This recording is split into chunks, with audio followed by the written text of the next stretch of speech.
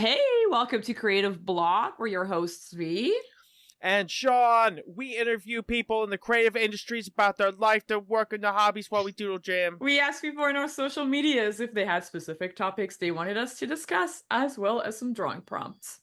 Today we have with us Beetle Moses. Hey! Time You got me with you. What's going on? Hey, I'm so happy that you're here. Time to part the Red Sea with our little beetle claws. Or how did you come up with your name? It seems so, like one of those name generator names. Is it? It does, you right? come up with it? It really, at this point, I probably should have like a cooler answer, but it really is completely fucking just made up. But when I first started like posting comics, or really when I first made my Twitter account, which was in 2022, is kind of when I like logged on there, like April 2022. I was using my old username that I had on Instagram, which my real name's Harris, and it was like HARR11S_art, this like really crappy username. And then I had a buddy of mine who's also a comic artist, was two friends of mine who were chatting, who are both pretty well-known webcomic artists, Yola Swag Studios and House of Decline, respectively. We're on a Twitter space and chatting with one another.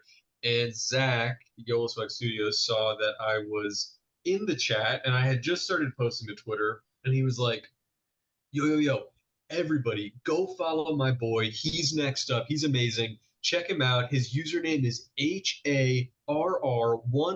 And I'm listening to this and I'm just like, bro, nobody's going to look that shit up. So I realized it was time for a name change, and I wanted the only thing that I really had in mind is I wanted something that sounded like a name, like not like, such and such comics, but just like somebody that was like, I wanted people to be like, yo, blank, like that guy. And I had a few different like options. I wanted something that just didn't have any numbers in it. That's a low bar. That was pretty much it. No, that is not a low bar though. It's like kind of hard to get a name without like numbers in it. Yeah, there were a couple others actually. There was, I'm trying to remember what it was. I had another one that it was kind of like my first choice, but it was taken. Like I couldn't do it without numbers. And my second choice was Beetle Moses, and that one was not taken, and it wasn't taken on Instagram. So I was like, okay, I'm changing it to this, and that's it. And then it stuck. And then of course, like these platforms don't let you change your username for like 30 days after you like. So I was like, oh man, immediately I was like, what have I done? This is the stupidest name ever. Like, why did I even come up with this crap? And and then, but I think for better or for worse, it's kind of stuck. And I think I want to believe that people kind of like recognize the name in the wild at this point, and it's what it is.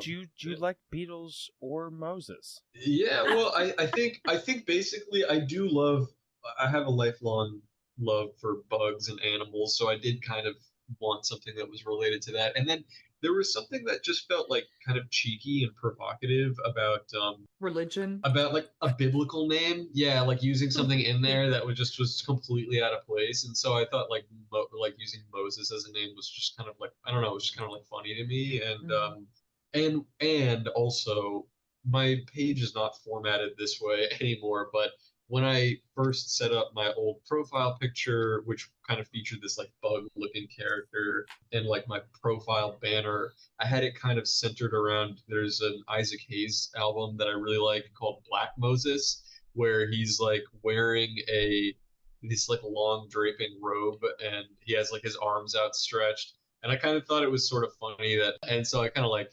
formatted my little character to kind of like look like that with the robe and the hood. It's no longer the case, but yeah. So that was kind of part of it, part of the thinking. That's awesome. That's awesome. Yeah, I always wondered too. It's funny how that stuff comes about. I'm always curious because people that don't do their art under their regular name, their human name, I'm always curious about how it comes about. Like picking a band name is very hard. Picking a name to represent you for 10 years. It's Yeah. also very hard. And So. I think especially like the other sort of names of artists that I like are ones that they feel provocative because it's really like you don't like I don't know what they mean, you know what I mean? Or like how did they come up with that stuff? So like I kind of wanted that, like that was sort of an intentional choice to like come up with something that just felt like a total non sequitur that like people would be like, what is the origin of this? But the truth is there is no origin. I just made it up. It's just a brain fart, basically. I do think it's kind of interesting how you thought about it. I'm going to use the business terms, but like you kind of thought about it like a brand because you were like, okay, I don't want people to have to type in numbers. I want for it to be easy to recognize and Yeah. like have like there was like I don't know. I feel like there's a lot more thinking that went into A little it. bit of a business brain kind of. Yeah, there was definitely a business brain aspect to it. I mean, I think part of it also was like there's some other artists that I followed who are not webcomic artists, but are either just like really talented illustrators, or is actually one of them is a comic artist, and a couple of street artists that I follow a lot of graffiti artists, and they all had really interesting names that they went by as well that were kind of that like 1-2 punch. Like Space Hose was a buddy of mine that I know, and then this other guy Fred Bread, who's an awesome artist, and then another guy Gangbox. Like these were all guys that I was already following on Instagram who are amazing artists. A fake name, you know, and I just like was like I kind of want that too. There's something kind of just like I don't know, mysterious and cool about that, and you know I want to be cool, so let me just like let me make up this fake name for myself. Yeah. Did you kind of want to have it separate from your like normal identity, or it was just like, no, it's just cool? I don't know.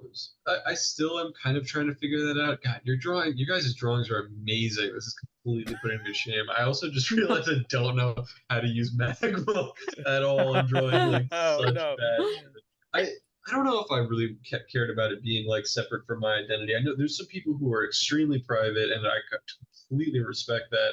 You know, webcomic artists who don't like to show their face, or you know, nobody knows their real name or anything about them. And then, you know, and I think there's probably a little bit of paranoia there because people on the internet are pretty insane, and that's fair. But I also kind of went into it and was just thinking, like, you know, like regular celebrities just have their real name, you know, out there and their face, and like a lot of the times you can just like Google where they live, like creepy shit like that. You know what I mean? So like, I kind of cast that aside. Like, I don't really post or do anything that I feel would like give people cause to like do anything crazy, you know what I mean? So I'm pretty upfront about like my real name and showing my face here and there, and but you know, early on there was maybe a sort of anonymous part that I wanted to do that was more just for the sex appeal, but not for really any other reason, you know what I mean, than that.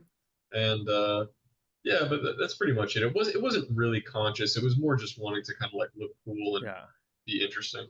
It's funny that you bring up, but you don't think that you do anything that would warrant like any type of negative attention, because you do like political cartoons and it like sometimes, and I feel like, though I don't know, you've done like a couple, like I guess like the one like the Banksy one is sort of political. Sure. And yeah. yeah. The Banksy one is definitely the one that I get the most hate for, but that's kind of like a meme in itself now. I think that a lot of my followers also recognize that that's the one that like people get really mad at me for, and they think it's kind of funny because of the fact that I'm like most of my stuff is kind of like innocuous and like just like animals. And the Banksy one, and there was another one that I drew that was the other one that I got a lot of heat for, but it was still funny. It was I did one about like soccer, like just a game of soccer where like it's two different teams and they're going completely nuts and like screaming for their team and like punching each other in the face and like biting, you know, like biting each other in the head. And then it just shows the final score and it's just like 0-1 or something like that. You know what I mean? And like, and I got so many people upset about that. Like the American mind cannot comprehend a game as beautiful as soccer. And I was like, geez, man, it's really not that serious. But that is too funny. I didn't know you got hate for that one. I definitely did. But funny enough, actually shout out because I know he was on the podcast too. Funny enough, that was the comic that kind of that actually put me briefly. We haven't really chatted, but here and there, a couple DMs. It put me in touch with Aaron of Ego Raptor. Ooh, We yeah.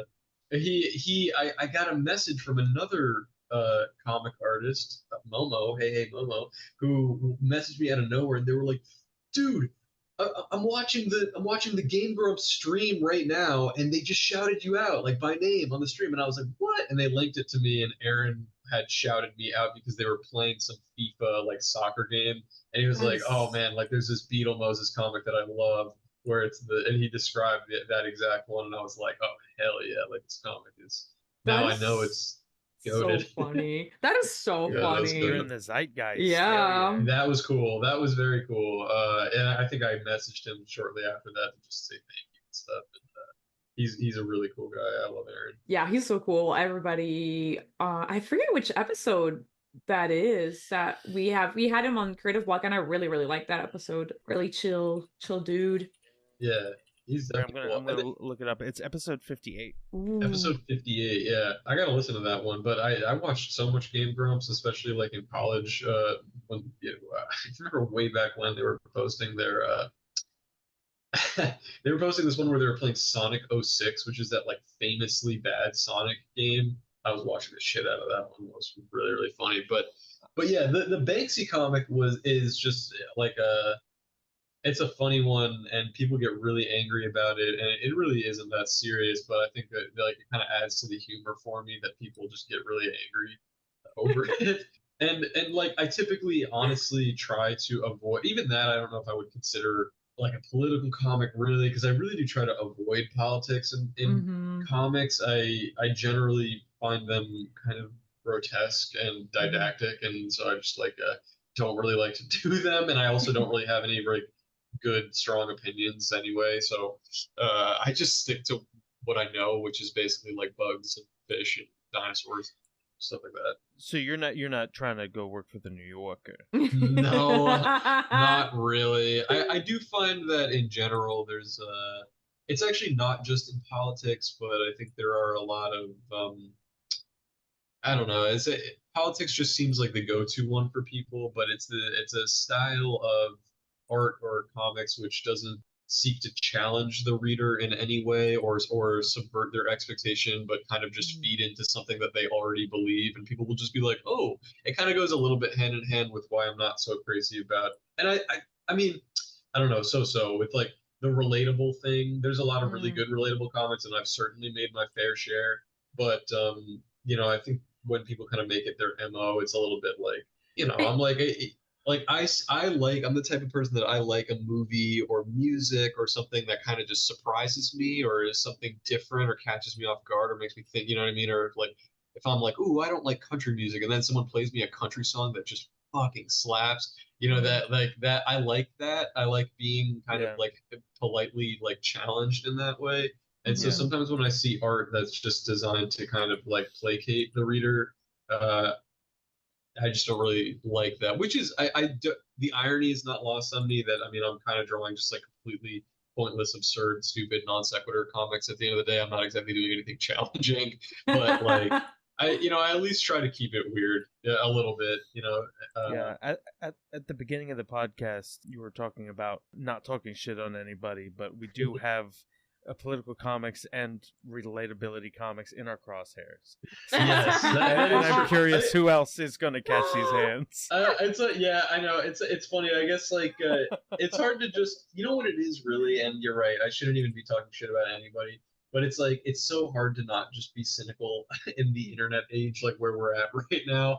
Just it's really I've had to pull myself away, not because of I mean, God knows it's not because of any other like comic artists. Like those people are doing they're doing the Lord's work. Even if I don't love their work, they're doing the Lord's work. It's like it's just being online in general. It's a very angry place. You know what I mean? And True. it's For Yeah. best sure, to for just sure. avoid if possible. That's something I kind of it's funny that you brought up the like relatable comics because I did kind of have a little bit of that change of heart, maybe we'll say, where I used to be like kind of like like relatable comics or whatever, but then I was like, you know what, I'll just follow a couple of people who do like the these kind of comics, and then after a while you're like, you know what, these are kind of sweet. I'm Maybe late to these. you Oh, know, yeah. maybe You know what? Yeah, you know what? Here's what I'll say as in agreement, like as a huge addendum to what I was saying is that the relatable comics, there's been so much like revisionist talk about, oh, these are never funny, which is not true. It's just like Mhm. it's kind of like it was a different phase, and also web comics as an art form is really young. And Mhm. like it's kind of like looking at like 80s music and just being like, oh man, 80s music, they all it Yeah. all sounded like this. And it's like, well, yeah, it did, but that's just the phase that it was in. And like there are Yeah. plenty of really funny and great relatable web comics, and like it's just like it was a phase, it's what people were doing, and like the people who are still around and doing it have, found an audience who love it, or they've kind of like changed the formula to like update, with what's kind of the zeitgeist and what's popular right now. And Yeah. like that's Mhm. respectable too. It's like this art shit, there ain't no rules to it, and there's a ton of artists who are known for like more relatable webcomic artists who I love, who have been huge inspirations to me. So I don't mean to talk shit about it. It's more like it's more just like it's just not something that I Yeah. make because I just don't know how to write Mhm. those jokes. It's just not my Yeah, I mean, I think that one of the mistakes with about viewing kind of political comics through the lens that we try to view it through is we're trying to view it through the same lens as we view like Calvin and Hobbes or something. Oh Like they're yeah. Mhm. like half the time they're not even necessarily looking to tell a joke that makes you laugh out loud. It's more like they're like, hey, I came up with a funny metaphor for what's happening. I mean, like how many are there a lot of do you think that there are a lot of people out there that are like reading political comics and going, you Yeah, know, like, are they, like, yeah, no, I, I, like belly laughs, like no, you know, I don't think so. I think that there's something very comforting, and that's fine. I'm all about eating a big bowl of chili. You know what I mean? Like if Mhm. it's comforting, that's so fine. But I do kind of wish that people would recognize that that's like what it is. You know what I mean? It doesn't make the artists who yeah, make them any less talented, but I'm in a phase right now of my career where I pretty much never blame the artist. It's the reader base usually that Ah. do you actually, you know what I do you, mean? And it's yeah. So like when do you feel like we're go ahead. in a set we're in like a time where people feel differently about politics, where politics aren't really funny to us anymore, they're like scary or like life or death? Like do you feel like it's like the origin of political comics were from a time where maybe people could laugh, could like felt laugh like they about could it. laugh at this stuff, and like Yeah, I feel like people take things a lot more seriously definitely. now, but I don't know, I There's could be wrong. we're also just with social media. We're just like the human mind is not. You're not supposed to be talking to 100,000 people every day, basically. You know what I mean? And like, Mhm. even though you're not doing it directly, like, there's no reason to be tapped into like the public conscious like that at all times. It's really just holy crap. You guys' drawings are so good. I wish I went to art school. Ah, let's The talk about I mean, well, I'll let you wrap up that thought, but then I want to talk about like your some of that stuff. I just want to talk about stuff you don't like. like No, I I No, did. I'm kidding. I'm kidding. I'll get into both things. But well, I guess to finish the answering your question, Sean, I think really what it is just like there's such an oversaturation of stuff that like I certainly believe that across the board, no matter what you make, everything's become more challenging to just get kudos from people. I do think that it's like mm, harder, and it's funny. I almost think it plays in a little bit with like how there's all these comedians that are kind of like washed up now, and they're just like you can't even make jokes anymore because yeah. everybody's woke, and it's like okay, they're obviously wrong. You absolutely can still make jokes, but they're almost making a point that's almost right, but they're just like missing the mark, which is that like I think it is there was just a lower bar even like 10 or 15 years ago to Mm, be an entertainer or a comedian. Like I think people just have slightly lower expectations pre-social media, and it's a lot harder to catch people's attention and really make them feel like you're doing something different. And I mhm. don't know if anybody, I don't know if necessarily we've all grappled with that yet because it's still kind of like new. We probably won't really know the truth until we're like another 15 years out or something, and we can really look back on it. But I don't know. There's something there. Yeah, there's so many great insights in there. I did want to, like, you brought up art school, and I want to ask you a little Yeah. bit about what you went to school for. Sure, yeah. So I didn't study art in school. The only art schooling that I've had AP art in my senior year of high school, but it was because I was in kind of like I've been like you know, kind of the cliche, like just been drawing forever basically, but Hmm. mostly just doodling in notebooks and stuff like that. And I was in like a very sort of simple, like a sort of like an entry level art class in high school, and my art teacher was like, "You need to kind of move up a bit," and they asked me to move into like an AP art, and so I started doing that, which was awesome, and there was definitely a lot of stuff that I took from that and learned from it. But that was the last art school, really that I got, and then I went to school. I was studying. I was kind of floating around. I was studying journalism, and Hmm. just because I do like writing also, and I think comics are a good medium. But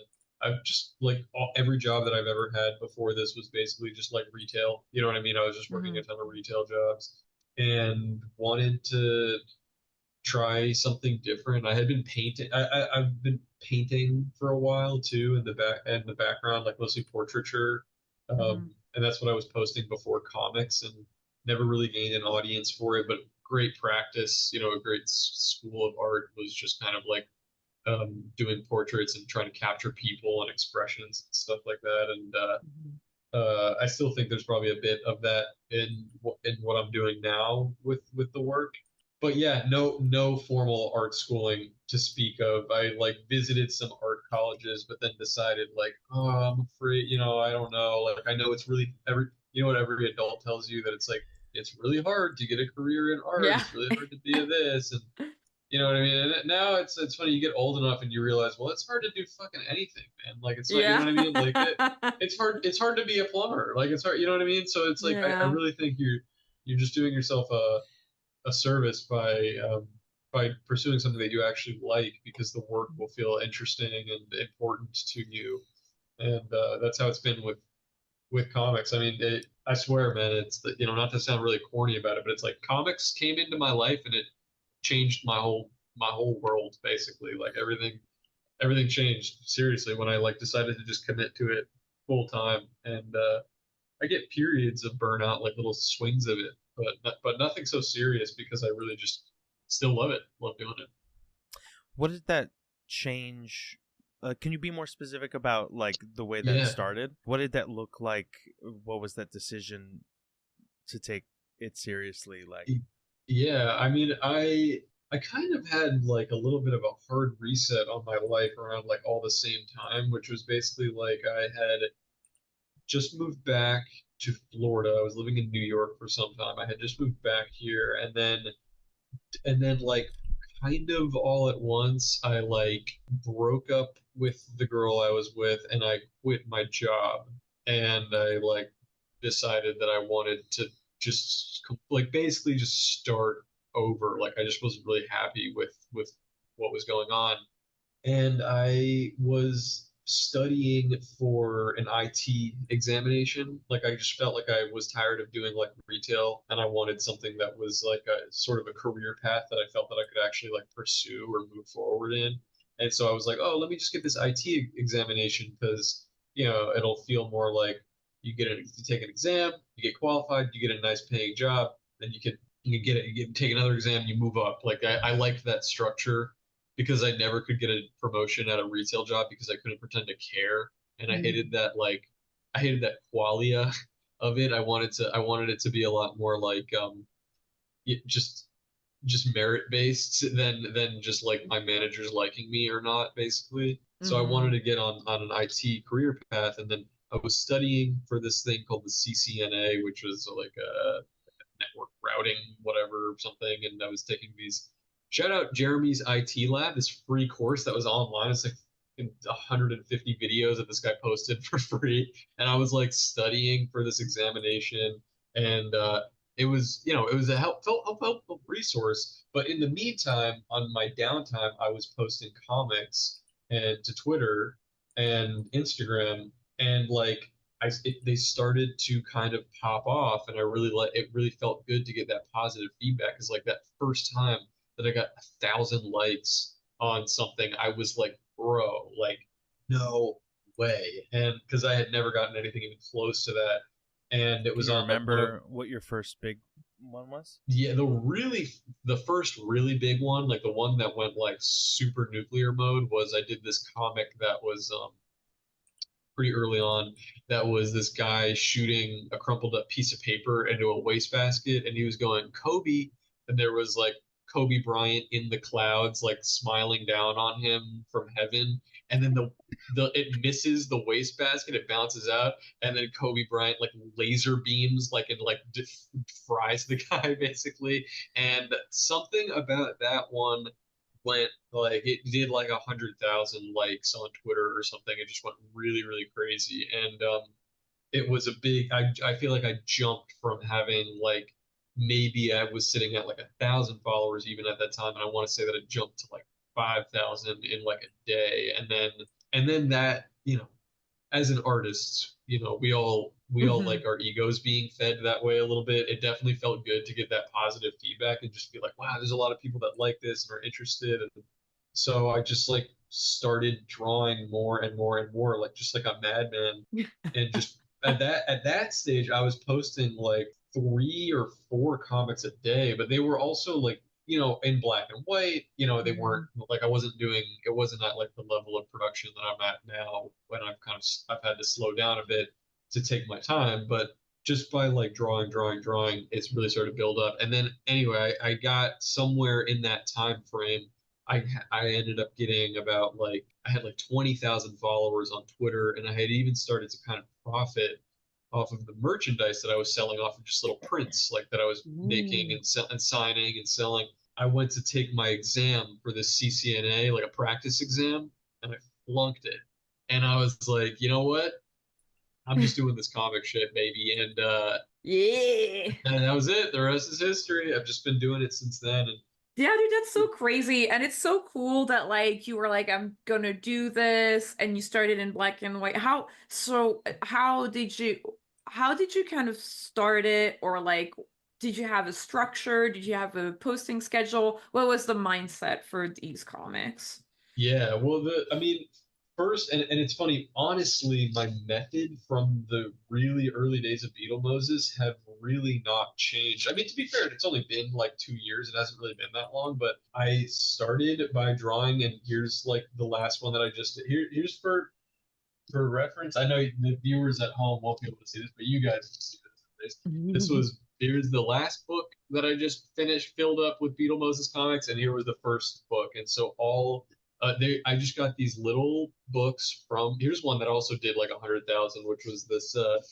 I don't know if you can see Oh, it, but it's like Sonic. Sonic on the euthanasia coaster, and that one. So like I just draw them all in these tiny rinky-dink Walmart sketchbooks, and I have a really clunky method, but you know, I know a magician's not supposed to reveal his secrets, but I don't really gatekeep it. It's not that big of a deal. I basically just use my phone's camera to like scan it. It's really clunky, but I take a photo of it and I up the contrast so it's in black and white, and then I send it to my iPad and I color it on Procreate. I fill it in, but all the line work is done in my sketchbook. So it's definitely a really clunky, like an unreasonably clunky method.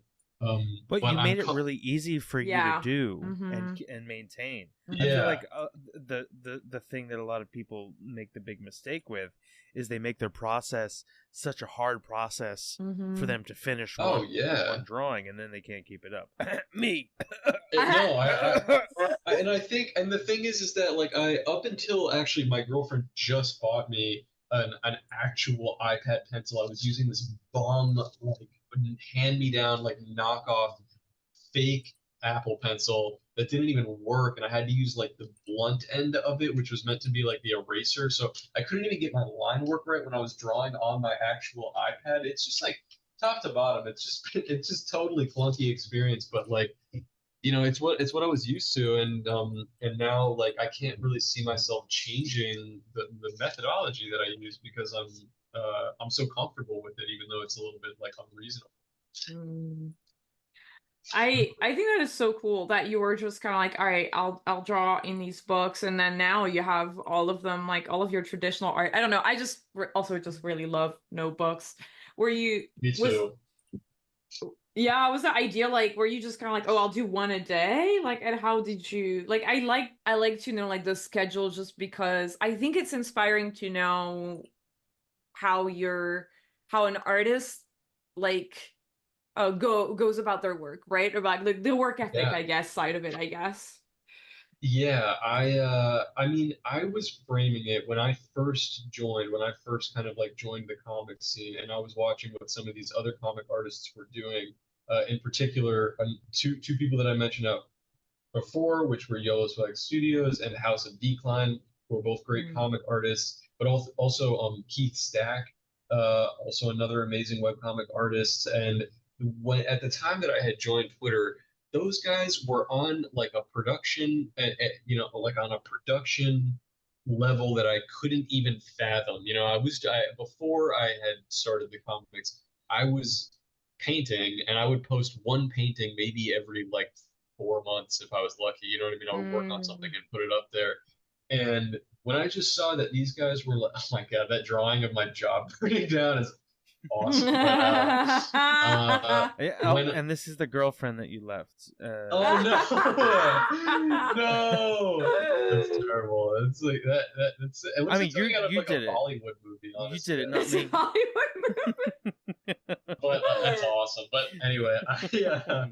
I saw what they were doing, and I was like, I've kind of talked about this a little bit before. I feel like on my own streams, but it's something I like to tell artists because there's two there's this very clear school of thought, which is that art is not a competition and it's absolutely a community, and it's like it's a super organism. Everybody's Mhm. ideas, everybody's bouncing ideas off of each other. It's really great to talk to other artists, not for any networking or job reason, but just to connect with another creative mind. You're going Mhm. to come out of that conversation with something. Both of you will. You know what I mean? It's just, but that being said, I love the competition thing. Like I really do. I really do. And it's in my mind. It's like the Michael Jordan head game thing a little bit where like, I'll just like see if another comic artist who I love, it's all out of admiration, is just, they're posting like really frequently or they're just doing numbers on social media or something. I will use that as just like, all right, bro, like you gonna do that? Like I'm gonna do that right now. Like watch me do that. You know what I mean? Mhm. It helps me kind of I like that little motivating thing of having these little like like silent competition, like friendly competition with some other artists in the scene.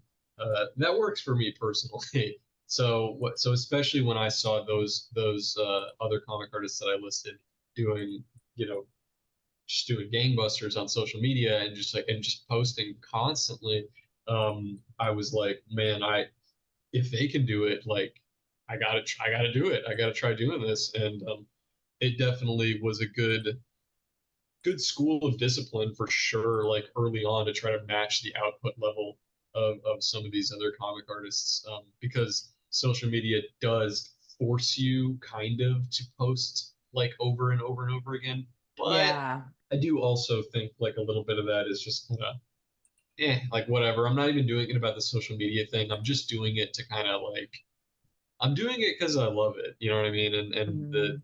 And I know that it helps social media to post frequently, but I'm not even thinking about that so much at this point. It's more just like, I want to work fast and capture ideas before the moment's gone again. You know what I mean? Like that you get hit with inspiration and you get with a moment that you're motivated.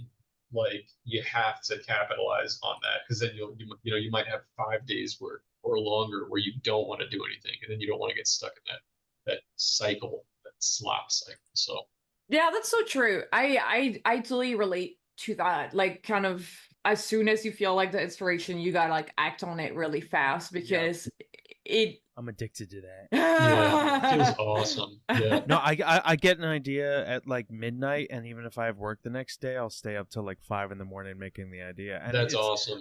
I'm irresponsible about it, but it's how I make what I make, and I know that I'll come up with a million reasons not to make it once I give enough time in between thinking of the idea and, you know, It's true. not doing it, you know. And inspiration strikes at weird times, you know what I mean? Like you can't I certainly can't force a joke. It's almost impossible for me to like be like, let me come up with a joke about meerkats. You know what I mean? Like I can't I have to like it'll be me like in bed, you know, 1 a.m., can't sleep, tossing and turning.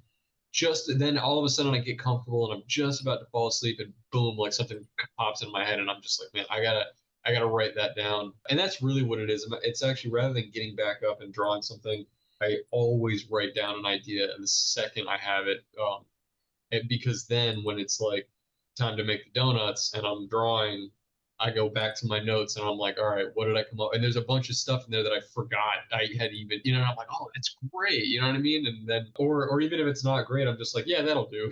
And then just power through it. But yeah, always writing down ideas, and that's so important. That I have so much admiration for webcomic artists who do that. I feel like I am the worst at taking notes of the things I think about. Like I've tried so many times. Like I've tried with the sketchbook, I've tried with the notes app. Oh yeah. Can't do it. Yeah. Well, Oh, even yeah. your comics process, I feel like is unusual compared to a lot of other comics artists where you can't plan your comic ahead. I feel That is true. I don't know. I had read it from an interview. It made me feel a lot better. It's who's Michael DeForge. I love Michael DeForge. Yeah, I read an interview of his and he said that he doesn't plan out every little details in his graphic novels. He's just like a general idea and then he just kind of goes Just like big moves forward. That's awesome. and I was like oh hell yeah, that is how I kind of think. I don't know, because if I plan it out too much then I get bored and I don't want to do it anymore, you know? Like you want to feel like the reader when you're making it. Yes. You're like, oh, it's so exciting. I'm finding this out too. That is exactly that. You hit the nail on the head, 100%. And I think that's also that is 100% what it is. Like, yeah, it's true. I mean, I do think I mean, there's like who's the guy?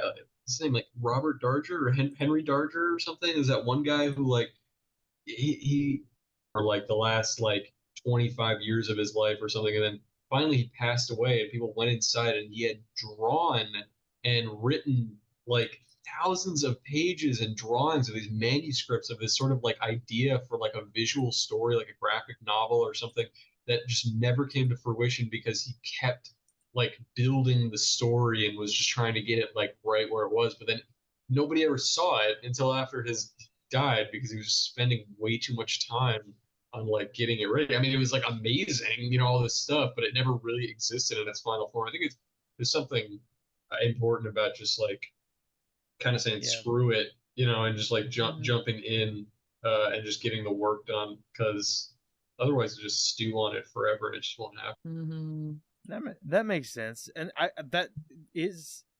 feel like revealing about V that you it's like you are a comic reader over comic maker almost, like you want your writing your comic to feel like reading your comic. I like that.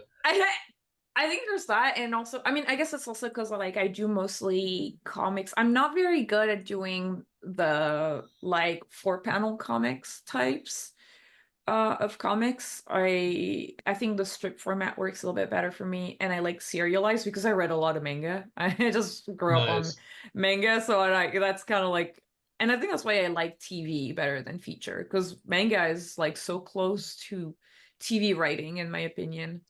It's kind of like soap, like they're kind of like big soap operas, pretty much. And I guess where I was going with that is, yeah, I just remember the feeling. I don't know if you guys remember consuming some kind of media as a child and being so excited by it that you had the feeling of like, I wish I could do something like that for others. Oh yeah. I mean, I used to feel that way back when about I mean, it was kind of my thing for a long time in my childhood that I wanted to work for Pixar. That Oh was yeah. always my like yeah, I was obsessed with like Bugs Life and Toy Story when those came out and then obviously like Finding Nemo and Monsters Inc. and I was always just like I was like it is my dream. I want to work at Pixar. I can't wait and didn't really pan out that way. But I guess I wasn't exactly putting my best foot forward to make it happen. I kind of just like was asleep at the wheel for like most of my college years and stuff like that. So it's not my own undoing. But I mean, like I still definitely like drew huge inspiration for like drawings and part of like my style of writing and humor was a lot from like those early Disney movies, which probably a lot of people, like my age feel the same way. It's like really early influence. They were like, I think Bugs Life came out even might have come out the year I was born or something like that. And or no, it must have been a little bit after because I remember I also had these. I think I just rediscovered them at my parents' house, which is insane that they still had it. But it was like these Burger King toys from the Bugs Life release when it came out. And they were like all these like wind-up toys of Hopper and can't remember the other names of the characters there, but the ants and stuff like that. Yeah. So probably I was definitely young. I was really young, but those movies are amazing, and they definitely were like I feel like I had that conversation with my dad where probably early on where I was talking to him and he was like, yeah, like the people who make those movies, like they're drawing all of that, they're working on that. And at that age, even that young, I already really liked art and drawing and I was like, oh my God, I want to do that. Like I didn't know you could like just like make, movies and art like as a job. It's fucking amazing. You know what I mean? And I'm paraphrasing probably what my 3-year-old mind was imagining or 4-year-old mind, but like it's cool. It's cool that when you first figure out that people actually are like doing that for a living. Yeah. Mm-hmm. It's like you can get paid to do the thing that you get in trouble in school for doing Exactly. while they're teaching you stuff. Yeah. And it's funny. It's like in a lot of ways, it still feels distant to me. I know I mentioned to you probably before we even started recording, but like I've never had like an industry gig. I've never, um, I still not that I'm salty about it or anything, but like I don't, I haven't, I've been doing like art now full time and like met and talked really cool, illustrious careers in storyboarding and stuff. You two, the Toon Hole guys are really cool. Toon Hole, like Chris and Ryan. I don't know if you've gotten a chance to talk to them too, but they're awesome and super funny and like so it's cool to feel like being able to like talk and bump shoulders with people who are like doing that job. But technically, I still have never done anything like that. I'm still just doing the independent thing. Mm. Which is like really cool. I feel like a lot of artists and like animation or whatever were like wondering like what is it like to be independent and do your own thing? That's so funny. Yeah. Yeah, can you tell us a little bit about like because so now you're doing art full time, right? Yes. Yeah. Yeah, what does that look like? Like what how would you say like even just the work that you do, is it like I wake up in the morning and I draw a comic page or like do you, like what are like all the things that you do as an independent artist? Yeah. No. I mean, like right now, it's funny. It is busy, and I don't want to like echo too much of what Mr. Levinstein said on his episode because I was listening to his episode when you talked to him. How cool is that guy? He's so fucking cool. But He's so cool. he's really like when he was talking about it, and I feel the exact same way that it's like you're one part, an artist, and you're another part just like a small business owner, basically. So you need to be business minded about it. You need to schedule.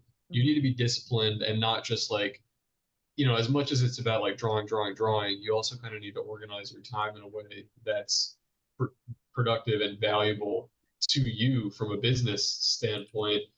And so I'm busy. I stay busy for sure. And I mean, this is something that I haven't even really announced to my audience yet, but I know that, if this episode gets published later on, it maybe has already been, but then I stay busy. But yeah, I gotta announce to my audience that I stay busy. I stay busy. But I'm working on a graphic novel right now. Oh hell yeah! Wow. Yeah, it was really exciting. And in particular, kind of trying to get a pitch deck ready, and it's pretty much ready. So now the next step is to kind of just start getting it in front of publishers, whatever that means. I guess, we'll see. But I'm really happy with how it's going. It's definitely been like a very eye-opening and interesting experience about even just working on something that large in scale. It's a pretty big story, and it's very involved in terms of like the art and world building and stuff like that. But it's very exciting because it's like I get to do it. I'm a little bit of a freak that way, that I just love like creative control, and so and being an independent artist definitely grants me that.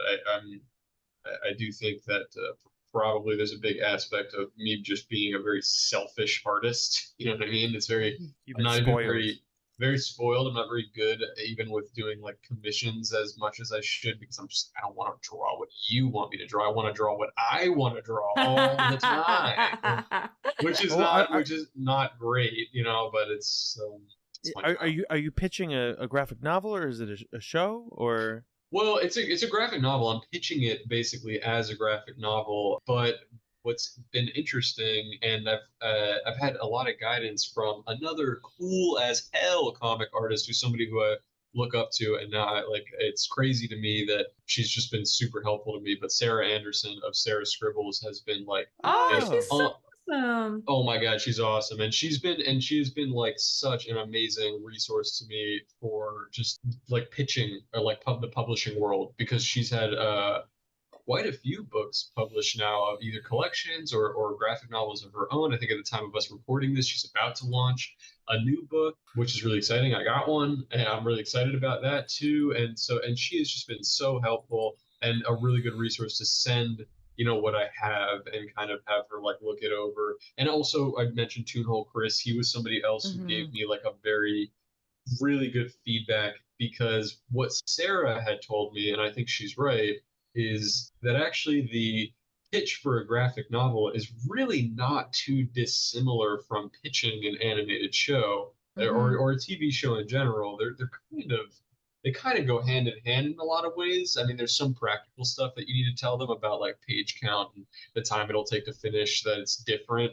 But if this was, if somebody wanted to take it on as a show, I would be down for that. That would be freaking cool. But I just don't know if I really have the connections, or even know where to start by putting it in front of the right people. But I'm really happy with what I have so far. I don't know how much I should really share it at this stage, just with the listeners. Sorry, listeners at home, but because it is kind of like, I don't know. It's okay. But I think that I'm mostly concerned. We've talked a lot about pitching shows on here, but I'd love to hear a little bit about how you, without going to specifics about what it's about, but just the process of constructing a pitch Bible. And are there any ways that it's different that you've heard? Are there? Yeah, I think something that I didn't really like understand until like doing this one, and technically this is still the first like real pitch that I've written, so I probably have room to grow. I'm sure I do have room to grow in that regard, but it's gone through a bunch of iterations now, and it's finally gotten to a point that I'm happy with. And I think something that was difficult for me early on, your pitch capture the tone itself of the story, and have a good mix of the art. Like in the original way that I had basically just like a write-up about it, and here's a bullet point list of all the characters, and then here's a bunch of sample art that I've made of it, of which I had like a good amount, and I was like, okay, this looks like probably good. And then from the advice of both Sarah and of Chris, they kind of helped me. Oh, it's a really good drawing right there. These very all around very good drawings, but I like that Sarah scribbles. All around, it's been it was really helpful to have them kind of point to me and just be like, you should try to find a way to kind of just like merge the two, like not just have a Word document of information and the art, but find a way to kind of like bring them together.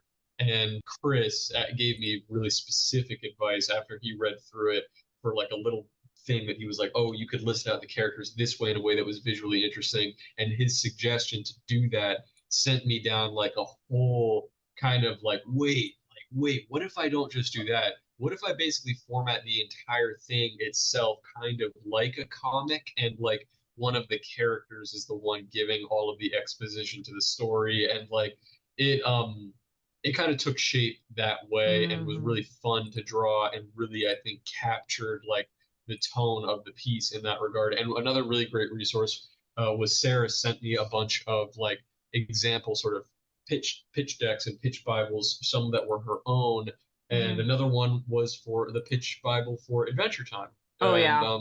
which Mm-hmm. is another really good one, and no short supply of like awesome visuals, but also like the tone of the pitch itself is so silly and fun and Yeah, high energy, and it's like vibes. captures the tone of Mm-hmm. the show. You know what I mean? Like that's what you want in it. And I think I didn't get that at first, and it makes a lot more sense Yeah.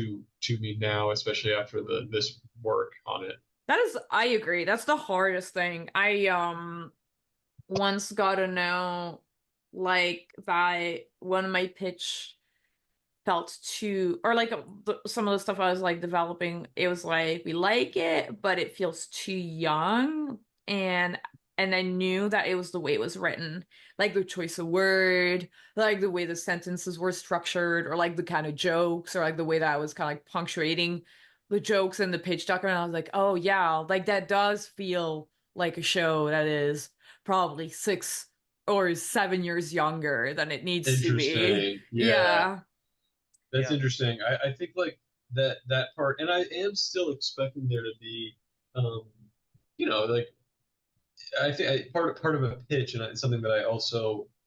Ooh, I should probably shout out this guy's name because he's been really helpful to listen to also, but I don't know if I can find him right now. But there's another guy who I was watching on YouTube who does these great videos where he's gotten a bunch of, comics published and books like that, and he was kind of giving his advice on how to make that happen. And one thing that he mentioned was just like, most publishers don't really want to see a complete graphic novel that you just like present to them. They want you to send something to them that's kind of Yeah. in a state that they can still make edits, because like you should, and for your own sanity, you should Yeah. expect that, even if they love it, they're going to ask for changes, and they might be big changes. It They might want to be like develop it with you. Yeah. they want to develop it, and they might, if you come to them with something that's totally inked and colored, and you're like, this is my life's work, and they're like, what if we made the main character a girl instead of a boy? You know what I mean? Like your whole world is like, now you're gonna pull your Hmm. hair out over that. You know what I mean? And so like it's way better to come at them with like just a really clear tone and concept. Again, this is what I've heard. I haven't gotten this book deal yet at the time of us recording it, so I don't know that this it's definitely happening or anything, but I feel a lot more confident at least going into like a publisher meeting with what I have, because Yeah. as much effort and as much as proud as I am of the work that I put in on this pitch, nothing in it is sacred. And if they decide Yeah. that they want to change something, it won't be, it won't totally Hmm. turn my world upside down.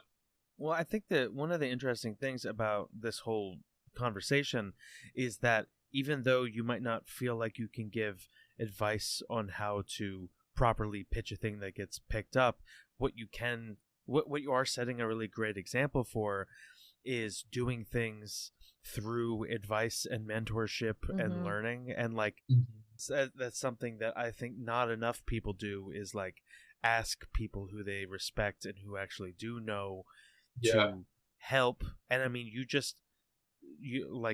over the course of this conversation, you've just shouted out like 3 or 4 different people that have helped and given you input, and like a lot of people are just kind of silo themselves, lock themselves away, and they're just trying to figure it out on completely on their own, and that Yeah. can go pretty slow, you know. No, you have to talk to other artists, and it's hard for me. I'm shy, I'm not always good Hmm. about like reaching out to people, but it's some of the opportunities and some things that are might even, like look, like this thing with the graphic novel. I don't know where it is, but like who knows? What if it gets picked up, and this is like the first time I've published a book, and it's honestly like like huge thanks to these people who like who are other artists that I admire that like really helped me out. And I'll shout out another person. I reached out completely randomly like a little about a little less than a year ago, probably. It was probably like, yeah, it was probably like August or October of last year, was like one of the first times that I was chatting with Flork of Cows, who's another webcomic artist who is just like super funny and somebody that I like really admire and have been a fan of for a long time.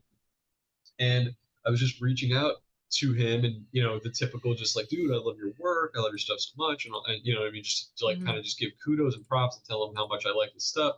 And then just you get to chatting and I saw that he was going to comic conventions, which was something that I really wanted to do, but I just didn't understand how to get into or how to start doing stuff like that. And I just asked him, I'm like, dude, how do you get started with something like this? Like, do what do you, and he was like, bro, I'm going to this one in Kentucky and that's happening next, like, in like a little bit less than a year. It's like a little bit of a smaller one, but it's perfect size for your first one. And I have a good relationship with showrunners. Let me put you in touch with them and we'll get you in there. And it just in a month ago, it was like my very first convention that I did. And I got to meet Flork and it was like, it wouldn't have happened at all, period, if I hadn't like just talk to this guy. And Flork is just like it's somebody who's super nice and totally stuck his neck out for me. And it would just turn into this amazing opportunity. You get by with a little help from your friends. You gotta hit people up, and especially people that you admire, and people who are in your same career path are going to have knowledge, to impart on you. It's and people. I think the other thing I've learned this in the past, that it's like people like giving advice. I think also, you know what I mean? They like people have knowledge, and I think even as sort of a like an artist with a pretty, a semi-large following on social media, I can even say firsthand that it's like you're not really fielding that many messages necessarily. You know what I mean? If somebody reaches out to me with like a really nice message, I'll usually take the time to respond. You know what I mean? I think a lot of artists feel that way too. So if you're also an artist and there's somebody that you really want to connect with, there is no harm. No, actually, there's harm in you not reaching out to them. You know what I mean? You could be missing out on some really great conversation, like a really close friend. You know what I mean? Or just great opportunities. It's like it seems so simple, but I know a lot of people. You're right, Sean. It's not it doesn't always come naturally to people. A lot of people kind of hold themselves up. Yeah, I had something similar where I tried to get myself out of a comfort zone. I had never done a convention, and someone who I was talking to was like, "Hey, I accidentally got a double table, and this other person dropped out. Would you want to split a table?" And I didn't have any merch. I was like, I'll try to get a bunch of merch just ready for it, and sometimes you just got to say yes and push yourself into something new. And dude, I met so many people there, and it started something new. But yeah, I mean, it's uncomfortable at first. Yeah, it's difficult at first. It's a little bit scary. I mean, yeah, this first convention that I just did was also like I didn't really know, what I had some resources that, I was able to like kind of like find online or see what other people were doing, and also again reaching out to other artists who I follow who aren't even necessarily webcomic artists but do a lot of touring, and for because there are a lot of artists that make their living that way. I think that's the other thing that I didn't really like realize until I kind of started like dipping into the like YouTube channels of people vlogging their con going experiences, and there's some artists who aren't even so focused on social media like reach. It's not even really that for them. It's more just having like a really badass setup and doing a tour and having kind of like just a really cool pop-up shop which is an art form in and of itself. And like it's mind blowing and a lot of these people make it look so easy, but it's very inspiring and cool. And I'm sure it's exhausting because it's a lot of movement, but it looked so fun. I was like, damn, I almost feel like I'm in the wrong line of work doing this whole kind of just like webcomic thing. Like, what if I just got into all this stuff? Because it just looks like a fun, hands-on DIY, like a really cool small business venture. And I think you could make a lot of. Truth is, I think you can make a lot of money that way too. I was actually really inspired to start tabling because I didn't know. Do you guys remember Emily the Strange? Emily the Strange. It was like a it was a like a character back in the day that was like you could find her like at Hot Topic, and she was mostly on like apparel or like notebooks or whatever. And she kind of like, it's almost like if you made Daria goth with only black, white, and red colors. I love that. And the guy apparently who like created that character was just like kind of like built the whole brand through doing Comic Cons and stuff. And I was like, oh, that is so Wow. awesome. That is Yeah. really cool. Yeah. And you know what? You make, I think, so many like real world connections that way, which Hmm. are very valuable. You know, I mean, like you make a lot of friends online and meet people online too, but like the people that I just met at this convention are like Biffles, BFF for life now. Like everybody was so sweet, so funny, you know, just like and you know, like going out there, it was a smaller convention and it was a little bit of a smaller group, but there was such a tight like type of like family atmosphere and everybody was just like, let's party. You know what I mean? Like we got there and everybody was just ready to just like have a good time and it was so much fun and it just made me, you know, want to do like more stuff like that, like more opportunity to meet people in real life. Again, see, it's like comics. That's what I'm saying. Like comics came into my life, and like all this stuff would not have happened, you know, if I didn't focus on it, like lock in. That is so cool. I love hearing that. It's so like it's so encouraging too. Like especially hearing that like that you're making it work as a career, especially what comics are is usually a career where people are always just like, this is too hard. You can never make it work, you know? Like Yeah. what would you say kind of like for you? I mean, I'm guessing that you said that your like model is very similar to Mr. Lovenstein, but would you say like Hmm. how did you kind of build like your income like doing Yeah, I mean, honestly, I'm still kind of figuring it out. Actually, at the time of us even recording this, I'm setting up a Patreon now, like a solo Patreon, hoping, you know, that'll kind of just be a little bit extra, like coming in there, and that because that would be cool. But you know, it ain't always easy, man. You know, those Yeah, the takes a numbers lot on a of upkeep, dude. screen, yeah, numbers on a screen don't put food on a plate necessarily. So like that's it. There's definitely a grind heavy aspect, and most of my income definitely does come from merchandising still, but that's even also an area that I would like to kind of just like focus in and do some different stuff than what I'm currently doing because right now it's pretty minimal. And another artist who I just like admire, who's like just so gnarly and so good with DIY, is Rory Blank. He's another really good webcomic artist, good comic artist in general. He does a lot of zine stuff too, and he does like his own screen printing on T-shirts and stuff like that. And you know, he mails out like books and stickers that he makes himself. He's very into the DIY scene, which is so punk rock and cool. And I've talked to him a bit about like his process there, and it's a lot of heavy lifting. Like you got to have love for the craft to do it. But it also makes me think, oh man, I could definitely be doing more than just what I'm doing. You know, right now I'm selling like sort of the signed comic prints, which are great because it's kind of low overhead. It's really cheap for my audience to buy. That was Mhm. something else that maybe it is a little tidbit that somebody who's listening will, you know, maybe this will kind of drive home or be a value. But you know, during the time that I was doing my paintings when I was still working on that, you know, I wanted to be selling those for like a pretty high price point because they're one of one. They take a Mhm. lot of time to make and effort, and then I make it. It's something that's like, you know, I don't even want to sell it for just like a couple $100 because it's like I'd rather just keep the painting. Like I like, you know, I have this piece of work and I want to like hoard it, you know, and like I don't really, and the couple $100 I'll spend on groceries in like a week or two, and then I, you know, and now and then I lost the painting forever. So like I was very, you know, I wanted to a higher price point about selling those, and I never really made money with the paintings.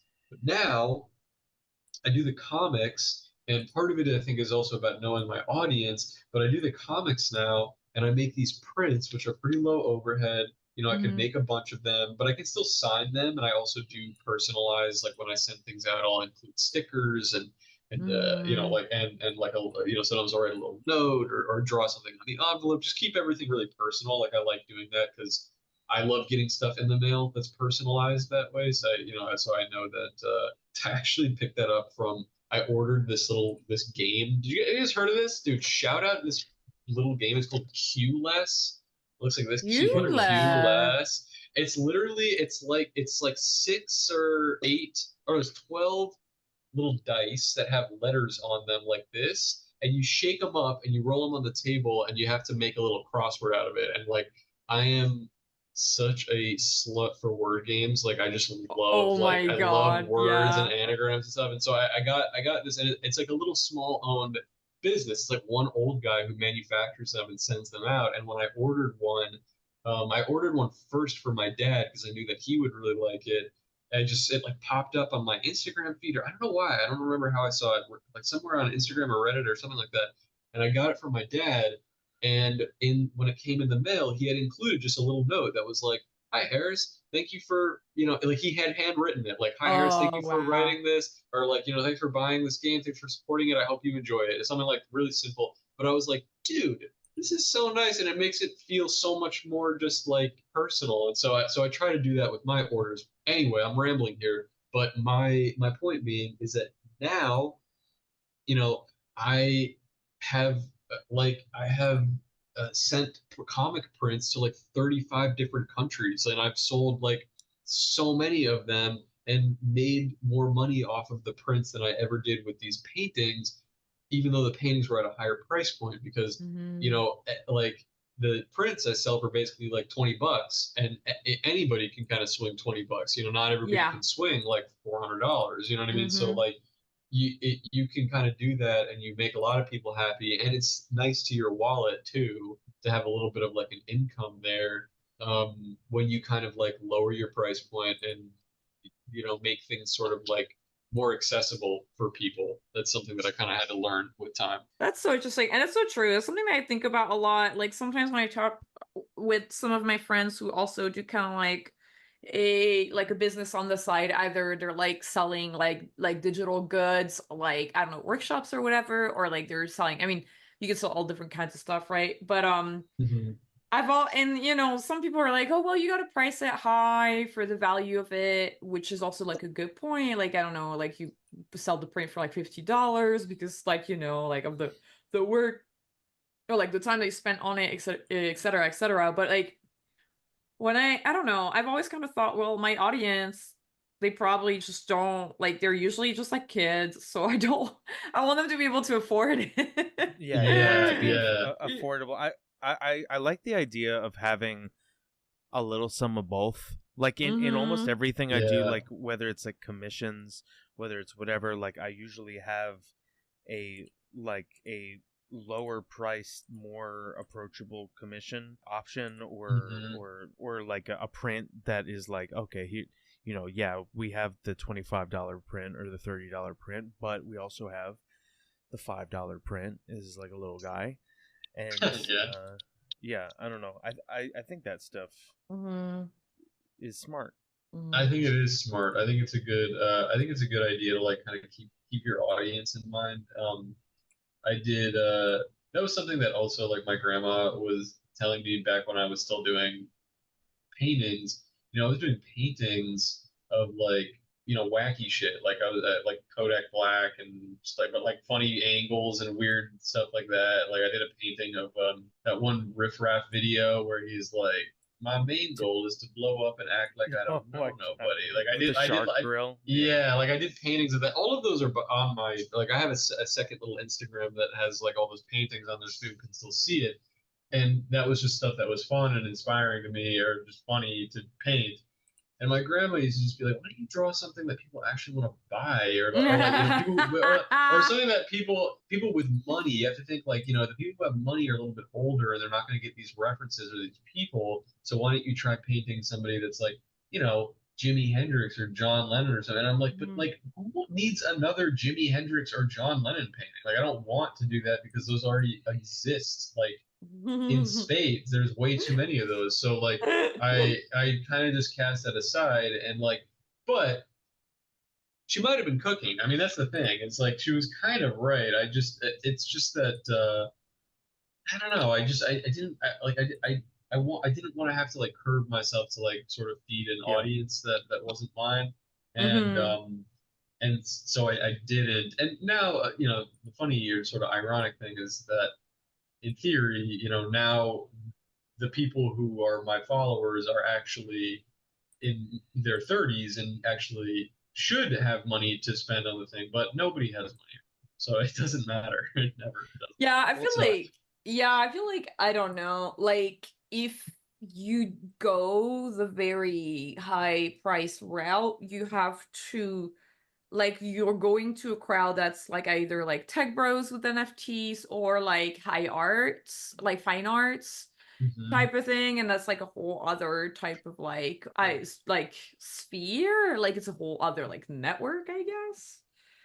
Yeah, Yeah. absolutely. Yeah. I love that Scrabble slut drawing, by the way, too. Well, I can't. so I be honest. Am I actually the worst artist that you've had on the show so far? Because Oh no, my no, no, no, God, no, no. I don't. actually can't You're draw. perfect. Like it's crazy. You guys are so good. No, but we've had Uh, artists that actually don't draw. We've had like writers, so like, don't okay, that's draw, cool. or we've had people from stop motion, so same thing, they don't really draw. You're doing a great job. This is the best drawing on the. I like Thank this. you. I really was. It took me like 30 minutes to get that exactly how I wanted it. The big The cheese man. I I love that little bear. I You like mean, the bear? he's so, These guys are great. Thanks. listen, Thank he's so you. cute. I'm like, I- I vibe with him. I could see him like have like one of these like little like I could see a 4-panel comic where he doesn't say anything for the first 3 panels, and the 4th panel is just kind of like a thing, like, I don't know, a fart or something. Something, yeah, absolutely. Yeah. I could totally see that. I love that style of comic too. Like, it's funny. It's funny you That's even like bring the that up. random, Yeah. random, The humor random thing, comics yeah. from back Well, when. it's also the. There's something about using paneling like to express time in comics is a funny concept to me, and because like or also words are a good way to express like passage of time. Where that's something that Scott McCloud talks about in his Hmm. Understanding Comics book, where it's like the sort of the art of comics is guiding the reader's eye to like the time doesn't actually exist on the page like it does in a movie, so you have to kind of like show the reader like how that's where their eye Yeah. needs to go and at what speed basically, which is I probably a little bit hard to learn, but there are definitely techniques that can help. But it's funny because I do periodically get comments here and there that are just like, you really could have done this in 2 panels or like shorten it, and I'm like, no, because like I like the extra panel is what adds that kind of like beat or like Anticipation. pause or the anticipation or like you do need that. And I mean the difference between 2 panels and 3 panels when we're talking about a 1-page web comic is like basically nothing to begin. Everybody's a critic. I just think it's so funny. Sometimes they're like, people are in the comments will be like, "Oh, well, here's do you get these?" Like, I do get these sometimes when they're like, people will be like, "Well, here's an idea. What if this character did this and said that?" And all of these things happen, and I'm like, "Wow, that's amazing. This is so creative." But It's funny. I do get people like I do get comments that are just like this would be funnier. This joke would be funnier if you did this or something. And I'm like, well, okay, I guess I'll just delete it. Like, what do you want from me? But like I also have like pretty much stopped altogether engaging with any negative comment at Yeah. this point. And Yeah. that was something definitely the most difficult hurdle to get over was like seeing somebody that felt like a low hanging target that they made some really stupid remark that I could just have a quick like, well, actually, you know what I mean? Take two of these. And they would know the feeling of being smote down by a god. Like the lightning crashes down. But Like it's you never thought that your favorite comic artist would tell you to GTFO. Exactly. But the thing is like it never makes you feel better in the long run. It's always it's never worth it. And most of the time people are just like they just, you know what I mean? They'll say one thing and then they say something rude and they move on with their life and they don't even realize that you're still stewing on it. So it's like if you just move on, then the uncaring universe just forgets about it and then you forget about it and it just doesn't work. Sometimes it's hard because sometimes I don't know. I feel like, for example, so when I was working on Thundercats Roar and we got a bunch of hate on it and stuff, and most of the time, like the hate or whatever, it was just like, whatever. I don't really. But sometimes there's one person who will like somehow they manage to find the button to push. Yeah. And then you Yeah. like type. I don't know. I remember typing it, and I had been so good. I had been so good, and I typed it and I replied, and then I ended up deleting it a couple hours later because I was like, I'm Yeah. such a fool. What did I just do to Are you aware of what your button is? What are you? Is there something that It triggers you? triggers. Like for Me, both of for me, both of or you, is both. there something Oh that yeah. people comment that What's like your is what's the yours, thing V? that'll cause you to go out of your shell? I mean, hopefully this gets buried in the podcast, and then like people don't find it and like keep Guys, pressing it. Start guys, pressing that button. comment these in. I really comment do want to this know. in the comment section of the YouTube video, guys. Specifically, when people like pity me for not having control over my life. It was a comment like, well, these artists are amazing, but you have to understand they can't choose the kind of work they're given. Oh, So that is annoying. yeah, it's like, so that's why they end up on such like terrible, shitty, awful shows. And I was like, Stewie, like, Like, no, I yeah, chose to be yeah. on the show. I love the show. Shut the fuck up. Like, Yeah, I'm yeah. talented enough. I can choose what show I mean, I wouldn't go that far, but I have like enough. I could have turned it down if I really Sure. wanted to. So that was just like, it's like a fake pity of like, oh, like I understand, like like sometimes you're not, even if you're talented, you're not good enough to find like a proper job. It's like, That oh, yeah, that would drive me up the wall too. yeah, But I think mine's similar to yours in that I don't even really, it doesn't bug me anything about like my art or even my like jokes or punchlines at all anymore. It's more like career based where if I get accused of lazy like joke writing or something, oh yeah, that's like which I'm saying that and that like never happens, but like that's something that gets under my skin because I'm like, man, like I am not being lazy, man. I'm like I am yeah, busting my ass with this yeah. shit. Like, don't even tell me I'm being lazy. But it's like, I mean, part of it is also because I'm on like a very frequent output. The truth is, they can't all be winners. You know what I mean? They're not all going to be as funny as each other. They're not all built equally, Mm-hmm.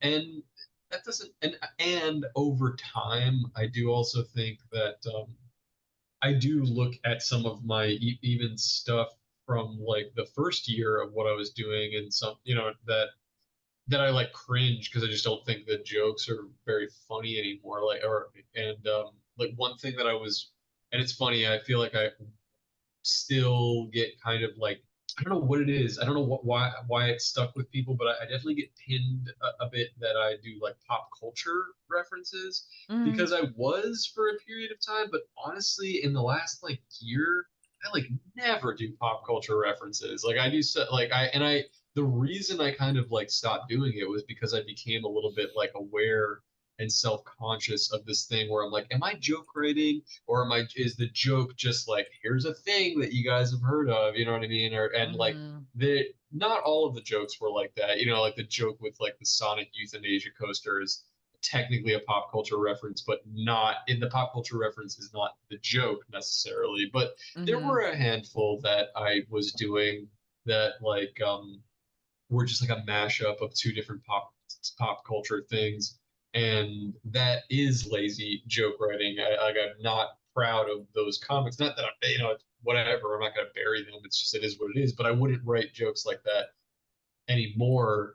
Right. And but I still do get the pop culture thing. I think it's because I have like a know your meme page that says like Beetle Moses is known for drawing his one panel or one page Oh yeah. webcomics that feature pop culture references because I think it was probably written around like that first year. But Mm. honestly, the I draw animals more than anything. Like almost all of my comics are basically like animal jokes or you know what I mean, or focused on that. But It's that funny. gets It glossed is over. true though, because I do remember when you did the snail one or like the bed bugs one and stuff. I was like, oh, that feels like a different, like it feels like a new wave of it comics. it was kind of a conscious effort, but it was also because it took me a minute to kind of tap into what I really do like to draw and not just Mhm. because honestly, pop culture references like the Kobe Bryant one, which we talked about in the first one, those will do numbers on social media, and that was something that I kind of like figured out pretty early on. That was like, if you wanted to get a ton of retweets and likes on your thing, you reference a video game that everybody fucking knows. You know what I mean? And everybody's gonna be like, oh yeah, but it's like that's fleeting, and it's not very good writing, and it's not work that I'm actually like proud of. And now I'm like a little bit more just comfortable with where I'm at as an artist, where I'm actually drawing stuff that's a lot more just like in tune with what I Mm. really like and what's really funny to me. And in turn, it's kind of like, in a positive way, I think trained my reader base to expect that like a lot of my comics now are mostly just like absurd. There's not even really a punchline, and I think a lot of the stuff that I'm drawing these days, it's just kind of like something really like my favorite type of joke is one that you can't write really, because it's just like I'll have an idea that I'm like, I don't know why this is funny to me, but it is funny. And Yeah. so let me just capture this because there's something here that I can't quite explain, and that's just like funny. And so I try to really lean into that now. Mm-hmm. And I don't, I don't know how to, like, I'm not, I won't ever make a statement on my thing that's like, the era of me drawing these types of comics is over. I'm this type of comic artist now. It's just like I Bugs know only. myself. Yeah, I think it's part of the journey that I just know myself a lot better now because of how much drawing I've been doing. I'm sure you guys feel the same way too about like your strengths and weaknesses and what you really enjoy doing, like just being able to draw, all the time. It kind of helps you like tap into what separates you, you know what I mean, and what kind of Mm. makes you like a little bit Yeah. unique. But I had to get there. I think that's Yeah. I so feel. yeah, that is so cool. I like that you talked about Leah because we were talking about like the pop culture references and like oh yeah, and the lazy writing when people are like just commenting like the button to push like Yeah, yeah yeah yeah. yeah. The, But the the one in particular, the reason I thought of it was because there was one comment that happened a while ago that I did this really stupid comic, which is like also a one that did crazy numbers on social media. That's the sad fact, right? Because people were really really happy about it. Where it was another one where it was like um it was the magic school bus in the video game Doom, and like they just Mhm. like were there, and they were like they were like suiting up to play in Doom, which was like maybe funny in concept, but honestly, like I kind of look back at that joke and it wasn't even really a joke. It was just like, what if this pop culture thing existed in this pop culture universe? It's not Yeah. really that crazy. It's just kind of like silly to think about it. And like anyway, so I like when I posted that comic, it did a lot of numbers, which is cool, but it also invites people to come in and give their nasty opinion about it. And I had this one comic or comment from this guy that was basically just like, this is exactly why I hate webcomic artists. It's all lazy joke writing that's all about just like pop culture bullshit. You know what I mean? Like this is Oh, exactly the type of lazy shit that I Yeah. hate, that that is like blah blah blah.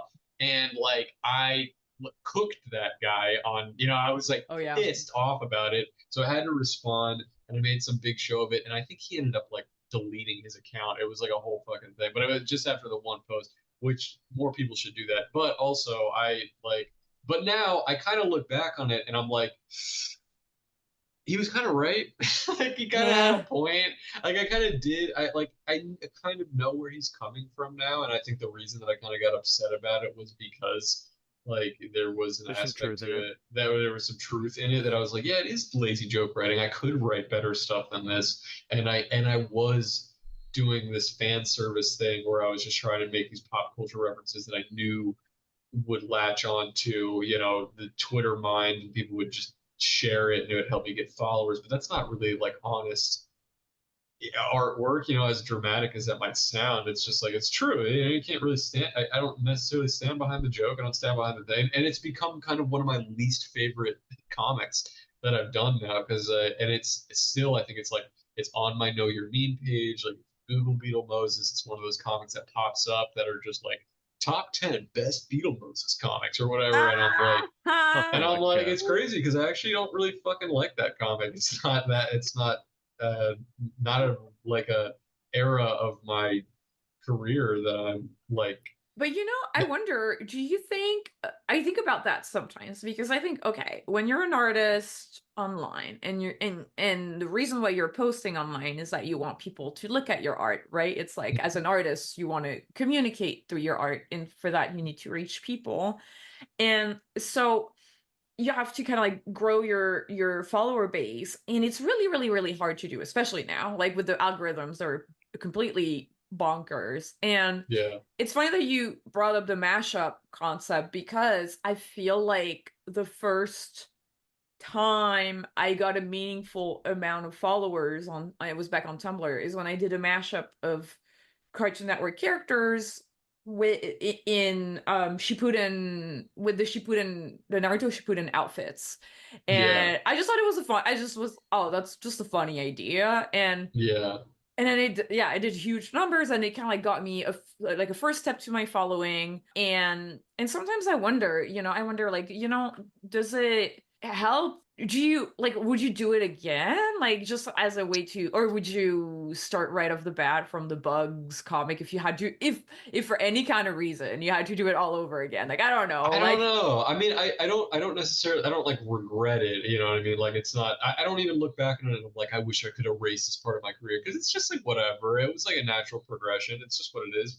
But I think you're right. It's important to get people's attention early on. And like, would I have gotten to a point where I had a lot of eyes on my comics that are more like bug related or science related, or, you know what I mean? So there's some stuff Mhm. that I like doing that's kind of like weird specific like dinosaurs and shit like that, which is stuff that I like.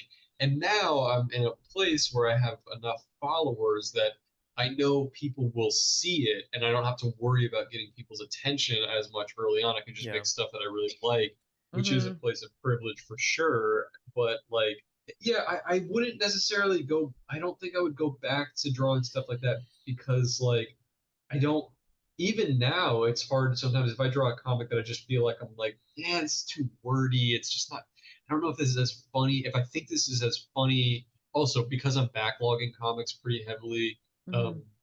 I'm drawing them almost sometimes 2 months in advance. And I'm Oh kind You of have like wow. on time a, to second guess them. yeah, so I have a lot of time to second guess them. And when it comes time to actually post them, I've already am so familiar with it that I'm just like, is this even funny, man? Like, you know what I mean? It has none of Mhm. that. Like, luckily the audience still sees it as fresh, so it doesn't matter. But like, Yeah. it's hard, you know. So that is hard for me to get over. And yeah, and V, it's fun, you know, bringing up kind of like getting people's attention. I think there's like, I don't have this like thought fully fledged out, but it popped in my head as you were mentioning it. I know I mentioned at like the early end of the podcast that like I really Mhm. like, I follow a lot of graffiti artists. I really like a lot of street art, especially in particular. There's this kind of like movement going on in graffiti, which I think is a bit like polarizing among the scene, but it's called, it's like anti-style, and or Oh like my god, I've been seeing those. which is like it's like trash graph is It's like like one a Dada. page that It's I like follow. Dada. It's very like weird looking, or it's just in like, or it's like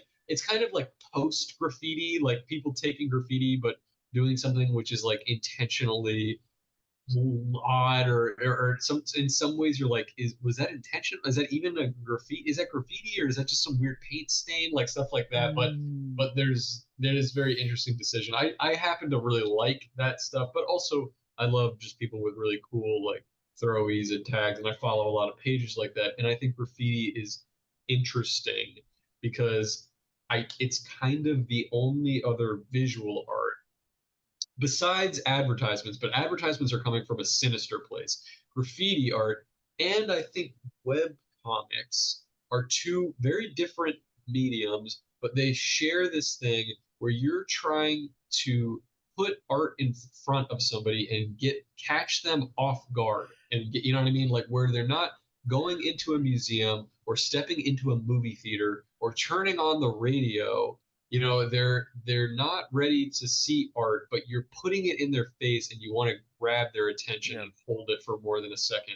And not because you're selling anything, but just because you want to tell them, you know, you want to show them what you're doing, and you want them to stick around just to think about it for like more than a second. Mhm. And I think there's some visual stuff that maybe subconsciously I try to take from some of the composition that comes with like really talented graffiti artists, and just some of the energy. that's behind it. And, you know, not that necessarily anything that I draw looks like street art necessarily, but like there's something that I do kind of play around with in the back of my mind a little bit, like is composition. I think the importance of Yeah. visual Yes. composition and color, which is like, I mean, these are really simple schools of thought when it comes to art. You know what I mean? Like like some of the most bare minimum things that make a piece good. But like you want to have like a good feel for it. You want your piece to have that energy and that flow because it'll catch somebody's eye that way when they just scroll past it, you know, without. You know, it's funny that you bring that up because I do have a lot of friends and in friends who went to a graphic design school, and a lot of them love graffiti art. And I think there are a lot of overlaps between graphic design and graffiti. And it's funny Yeah, because I do see that in your comics. Like your comics have very strong compositions, and I feel like thank you. even though like you said it's like a simple school of thought, I mean it's at the end of the day everything comes down to clarity. It's kind of I don't know, like my big realization, I guess, like recently just in like storytelling, comics, storyboarding is like you just want to be as clear as possible because at the end of the day, all you're trying to do is communicate and you have to be like simple and clear. Yeah, it's Yeah. true. Yeah, Yeah.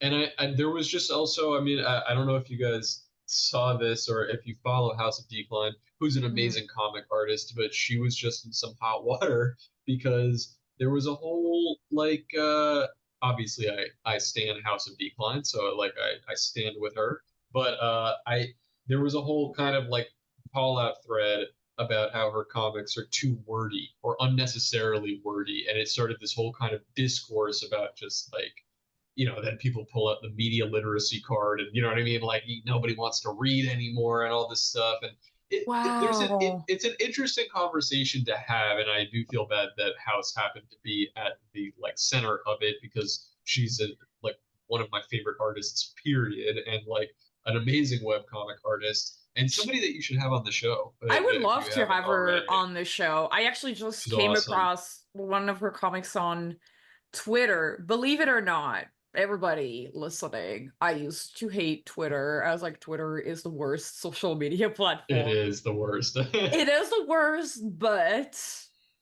recently I You're coming found back it. around to I've it. yeah, I was like, Oh, fuck God. you, Elon Musk, for making me like your awful ass platform because my For You page is actually really good. It's all comics It now. really. It really is Ah, because the only posts I interact with recently that I actually go out of my way to like or bookmark are all comics, and now all of my For You page is like, I mean, is all Mhm. comics, and that's how I actually yeah, stumble on House of Decline, and I read her comic that was like, and I love the kind of shit that's like dystopian and like for Orwellian, sure. and like that's like her style. So I'm like, yeah, no, awesome, awesome stuff. Yeah, Yeah. she's awesome, and I think and some of her comics are more verbose. Like there are some comics in there which are very wordy, and it kind of became just like it kind of became like like a large discussion and people sort of taking one side or another, and then I think in the end, you know, she kind of laughed it off by making a comic that was extremely wordy on purpose, you know what I mean, like making something that where it's just the words completely take over the panel, which is the right way to do it, is just to laugh it off. And but it's an interesting thing because it's like here we are looking at like web comics once again, you know, which is so new. It's still new. Funny enough, also, you know, not to continuously call back to the Levinstein um, episode, but he mentioned on there that he has had a little bit of like resentment for the fact that web comics were are even like that the term even came about because it just feels like there then it creates this like separation from Mhm. actual comics when there really doesn't have to be. It's pretty much like could just be They're the just same. comics. They're just on. They're just online. They're just online. Yeah. It's just they're just comics. You know what I mean? It's kind of silly to imagine that there's even an alternative. But I will say, with respect, because I love that guy and I look up to him in a big way, I kind of disagree with that statement. I actually Oh like shit! Shots fired. I Wow. like. Beef. It's funny. I actually messaged him Beef about it exclusive. I messaged him on Twitter to tell him that I was listening to this part, and I was like, you know what, man, fuck you. No, it's like, no, I was like, no, dude. I was telling him, I'm like, I kind of like that webcomics have this thing where they are kind of different. Like they do require a little bit of a different thing. Again, it's Yeah. like it's that thing of catching people off guard because you don't actual newspaper comics didn't have to worry. People were going to the funny section to read Marmaduke. You know what I mean? People Yes. were doing that. They were opening the newspaper to go to the Mhm. funny section and read the funnies while they were pooping or whatever. You know what I mean? Yeah. And like now, it's like you are trying to stand out on somebody's feed in a mix with everything else that exists in the world. You know what I mean? And it's like that's a With different thirst thing. traps. Yes, Yeah, it's you're fighting And thirst pictures traps of cats. and like political debates and like like yeah. rage bait, and you're trying to put It's a it's your a comic different out there. thing, you know. Yeah. And we were and I think we were talking, and there obviously is also like comics also has just become it's huge. It's so widespread. You know, there's graphic novelists, there's like still newspaper comic artists. They you know they still exist. They're still there, and then you've got your kind of indie comics, which we were kind of talking about before recording. And it's unfortunate there's just still a massive separation, it feels like, among all of those branches. You know what I mean? That I don't know if like well, let me just say, maybe from my personal experience, I feel like it's like I don't know. I don't feel like I really like a lot of indie comic artists, Mhm. and I really like following them and seeing what they're doing.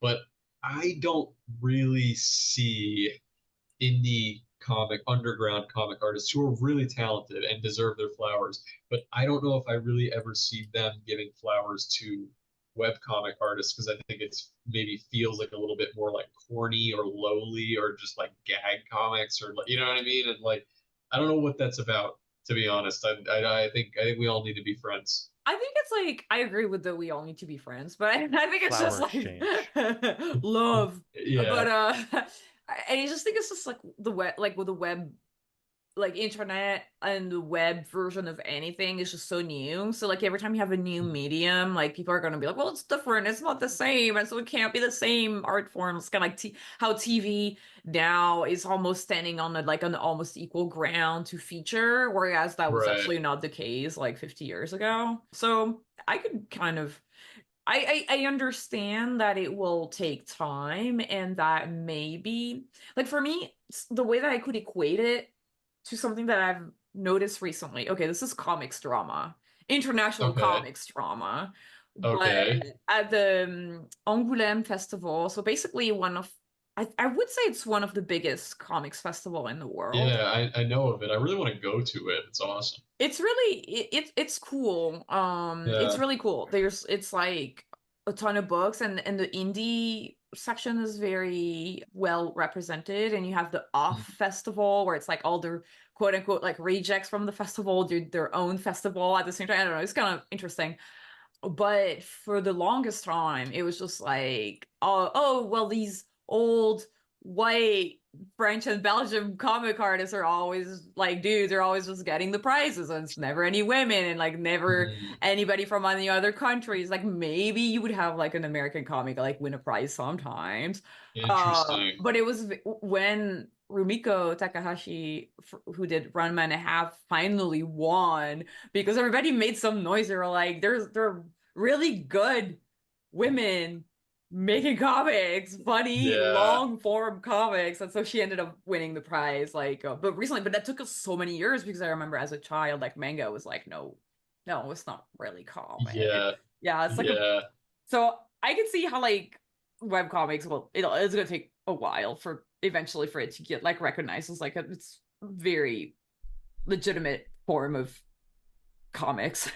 Yeah, it'll take time and like but I think what's fun about it is that it does kind of feel like we're kind of still around like feeling out the ground floor of like what it can actually be, you know what I mean? And like Mm-hmm. that, you know, like I think like if you look at some of like the comic artists who have been around for a while, including like the Cyan and Happiness Boys and like who and what's also funny is that a lot of these guys, like including like Sarah and Lovenstein and and Cyan and Happiness, is that like nobody's old. You know what I mean? They're all like basically my age. I just started late. You know what I mean? Like they had the sense to start much sooner, but like everybody's still really young. The medium is still really young. It's only about like 10 years old. I mean, if you Yeah. really want to like, I mean, maybe like Chris Onstad with Akewood, he might have started in like 2001, which is just he was way ahead of the curve. But like I don't know. I think like a lot is going to kind of change with it. I think people are going to figure it out. There's always new like I'll also give shout out to like a newer like up and comer who's definitely like already got a huge following and definitely going to do crazy is it's Niachi. Niachi, do you know who that is? They're like they do these it's like neat it's spelled like Nietzsche, but it's like yeah, like the cat, like NYASCZHE or something like that. Anyway, they draw these like cat comics that are like very like JPEGy, like clearly drawn in like Microsoft Paint, but they just have their like concepts are like just really funny and like it's definitely geared towards especially like this like Gen Z and Gen Alpha, like, and I mean, I think it's funny too, and I'm a millennial, but like, it definitely is like hooking like a younger audience into comics, maybe without even them realizing it, because there's so many young people that love memes or just like love sharing like weird memes, but don't really think about like web comics in there because they look at like millennial web comics that is as feeling like old, which is funny because they're not really that old. And I think it's good to have like some people that are also making stuff that are kind of just like appealing to that young crowd. Just like keep the ball rolling. You know what I mean? There's always going to be like a next thing. And yeah, so that's exciting too. Shout out Niachi. Niachi. This is such a fun conversation. We have questions from our Yeah, listeners. And let's do it. before I forget, let's get into it. Oh, and I want to like that one starts off strong. So on Instagram, morning0451 asks, what inspired your art? And do you hate it when people compare your art to someone else's? To someone else. What inspired my art? I don't even know. I've just been drawing forever, but I definitely got into it and committed to it. And for a while, the anger that I felt at myself for not starting sooner is what kind of like kept me like really going at like high speed to try to like catch up. And then what was the other part of it? Do I not like comparisons? Is that what it was? To somebody Yeah, do else you or hate it when your art gets compared to somebody else? compared to someone else? No, I don't hate that at all. It doesn't bother me. I think I mean the comparison that I see a lot more, but it's something that I definitely invite and have actually like made a lot of nods to is the Far Side that like Gary Larson just I think there's like a sort of I love the Far Side. It's like my favorite comic, and I had all those like big collection books my dad got me growing up. So like I'm 100%. I don't know if it was super conscious at the beginning, but now it definitely is conscious. Gary Larson, a huge influence on me, and not just on my style, but on like my sense of humor for sure. I think he had a really good knack for absurdism, and which is, you know what I mean, and which is and he was doing it at a time in a newspaper, which means he was putting it in front of like people who were old and unwitting to like look at some weird shit. You know what I mean? And like I just have such a huge appreciation for that. So I've been seeing a handful of people who kind of have compared my work kindly, to Gary Larson, and that's something that makes me feel good because I love Gary Larson. And I don't necessarily think that you'd ever confuse a Beetle Moses for a Gary Larson comic. I think I'm still doing my own thing, but 100% he's been an influence on me. So that's a welcome comparison. That always feels good. Yeah. When you get compared to like one of your somebody you actually like, yeah. Yeah, that's pretty cool. Yeah, that was going to be one of my pet peeves for comments. Oh, really? Really? Well, there's a certain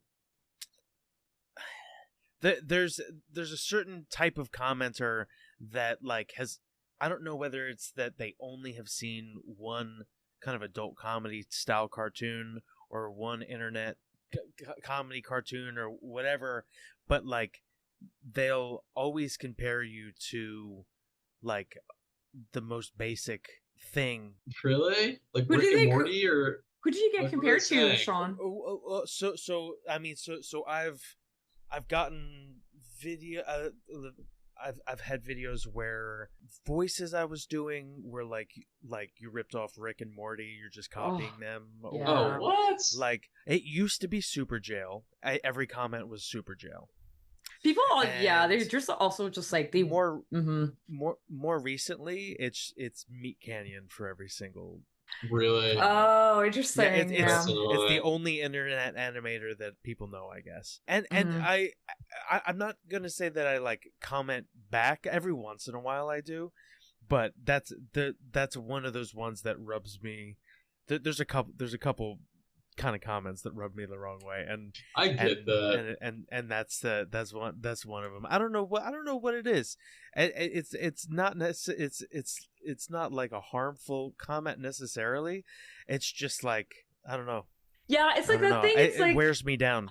It's like, I know what you mean. I think for me, the way I kind of worked around to it, because like for Rodney, people would always compare him to L from Death Note, which I love Death Note, but they're very different characters. So part of me was like, oh man, you're not like really paying attention.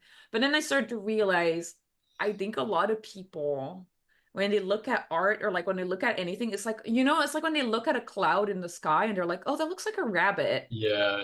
I think that's what it is. So it's true. They're trying to find something to say about it. Yes. Yeah. And the fact that they're saying anything at all, maybe it's a good thing. Exactly. It's like they took the time out of their day to type, press send, You know what? Yeah. That's enough internet for today. Can go fuck right off. That comment can fuck right off. Oh my god. Any time that there's like a canned comment that people are just always saying that are just like, what's another comment that I always feel like people, oh my god, you know what I never want to see anymore is the freaking gif of the woman laughing where she's spitting her water out like this. You know what I'm talking about? There's that one gif that somebody's always here, she's spitting it, and I'm like, bro, enough with this gif. This cannot be the only gif of somebody laughing. Like, or just type LOL. Like, why are we using this one gif over and over again? That's what makes me believe the dead internet theory thing is definitely true. I think the one that gets me to respond the most is when people think you are a studio of people. Oh, so they're critiquing it like why aren't there more of these? Why is the animation choppy?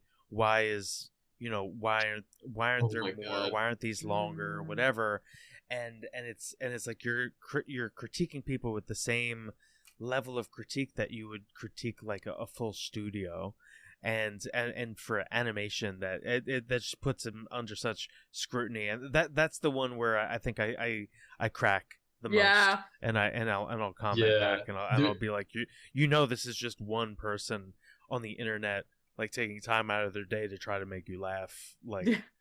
Yeah, I know. It's you bringing that up just made me think it's kind of like an awkward story, but it's funny. Is like there was. This happens periodically where I get kind of like unwittingly like dropped into a group chat somewhere. I don't know, like somebody will just drag me into a group chat, and I'm like, hi. But in this particular instance, it was a group chat of other webcomic artists, not like kind of on the smaller side, all like sort of up and comers, who were funny. A lot of like, some of them I was already following, and some of them I didn't already know. Somebody who I didn't already know. They were saying it in a complimentary way, but also in an accusatory way in the group chat before I was in there. That I had posted something, and they were like, I just don't believe that this is one guy. There's no way it's one guy coming up with all of this stuff. Like, I really do. I really think it's multiple people. And somebody else in the group chat, one of the other comic artists, dropped me into the group chat, like somebody that I was following. And was like, Beetle, do you care to comment on it? It was kind of awkward. And I was like, I don't really know how to prove it to you, but It's It's just me, dude. I'm just one guy. It's just me.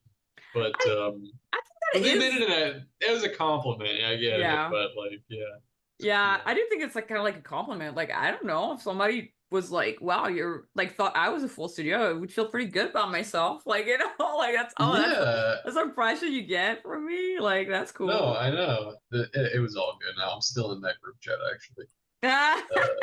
so that's funny. It's no big You should deal. try No you hard should try to feelings. troll them, and like every time you talk in the chat, try to talk differently. Like there's multiple Yeah, people like in there's the multiple account. people, or that I'm like malfunctioning. I'm actually like a government experiment. It's, We have this comment from our listener on YouTube at Sigma Cheese. This is just, that's a great name. it really is so funny.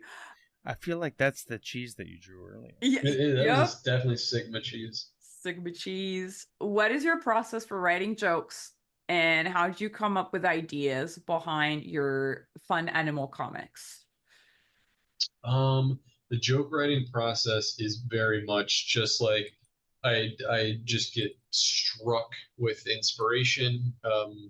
Sometimes I will go like 3 weeks without a new idea, and I'm like, oh my God, it's so over. I'll never be funny again. And then all of a sudden, I'll be in bed, or also like exercise helps me for like if I like am going on a walk or something about just like gets kind of my brain fluid flowing, and then like I'll sometimes I'll just have like four ideas pop in all at once, and I'm like, and they're not always usable, but I'm just always writing down ideas.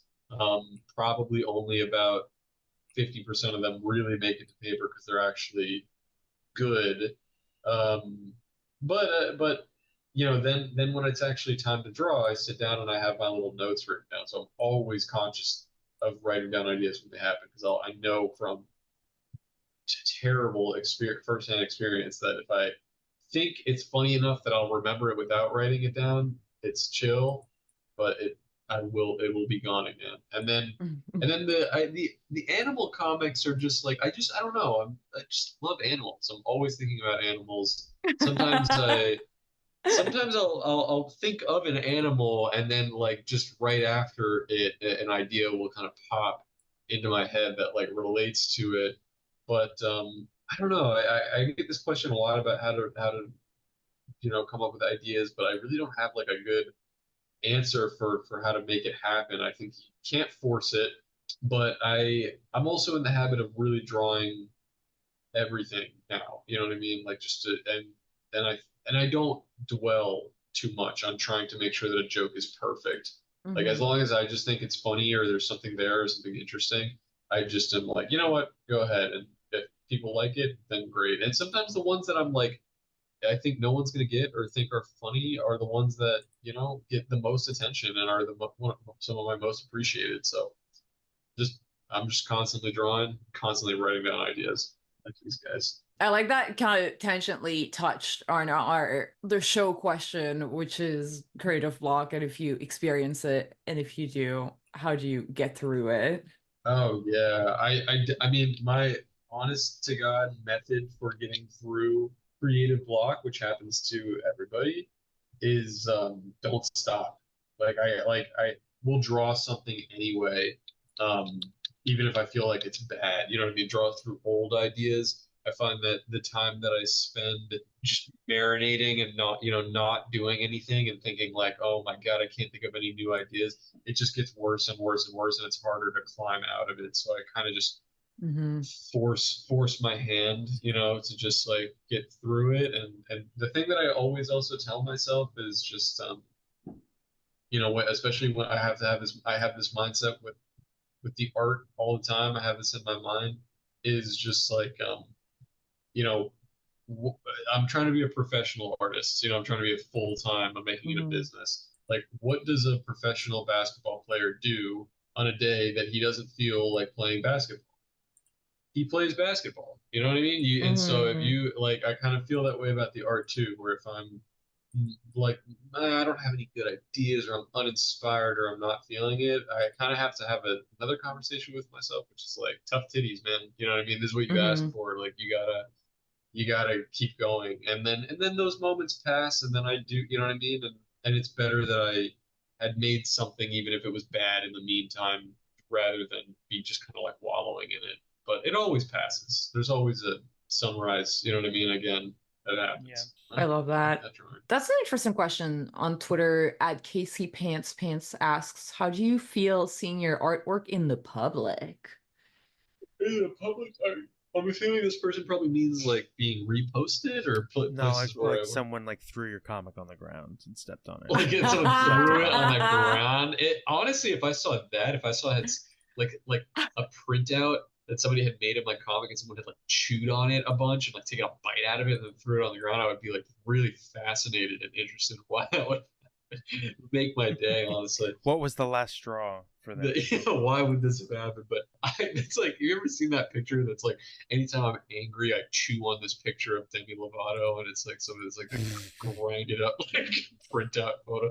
Anyway, but how do I feel about seeing it? Like, I'm assuming, I guess, like if somebody has like reposted it or so. I Seen, think so. I think it's like maybe like I think they mean kind of like, for example, like on the Know Your Meme or like kind of like oh, that like that, yeah. like when you were talking about how Aaron kind of like Aaron was like, "Oh, here the Beetle Moses comic," because they were playing FIFA or whatever, you know, like maybe like in the wild maybe. Oh yeah. I mean, that always feels good. Like that's awesome. It's crazy to see like, it spread it like that. I've had some comics that have just been reposted a bunch. I mean, the one that definitely caused me the most grief was the Banksy one. But even that, like the people who were mad at it were like so unserious. I mean, there wasn't really anything like, yeah, nobody was really coming after me about it. They were just like, this guy is just a cynical piece of crap. And I'm like, well, yeah. I mean, is that a crime? Like, I'm allowed, what's the difference? So I mean, that didn't really bother me. But the other stuff, I mostly just see people resharing and like, and I do also see like my followers will send me like, oh, check it out, this page reposted your thing or something. And sometimes that page will credit me, and sometimes they don't. But I don't even really care about that these days. Like, if a piece of art that I drew has movement, like I put my name on it. I kind of watermarked it for that reason, so that people, Mm. you know what I mean, can, if they wanted to come find me, they can. Or if they sometimes House of Decline actually said this before, is that if somebody sees your comics like 3 times in the wild, they'll be pretty inclined to go actually see what you're actually about, or Hmm. they'll recognize you at that point. Yeah, that's why So I throw away 3 of my comics on the ground. on the ground, I mean, So that, so that right people take outside it my as a neighbor's sign. house. Yeah, so my neighbor will eventually just realize it's You're like, just I don't getting know. eat. I have no It's a sign idea. from God. How did that? Yeah, exactly.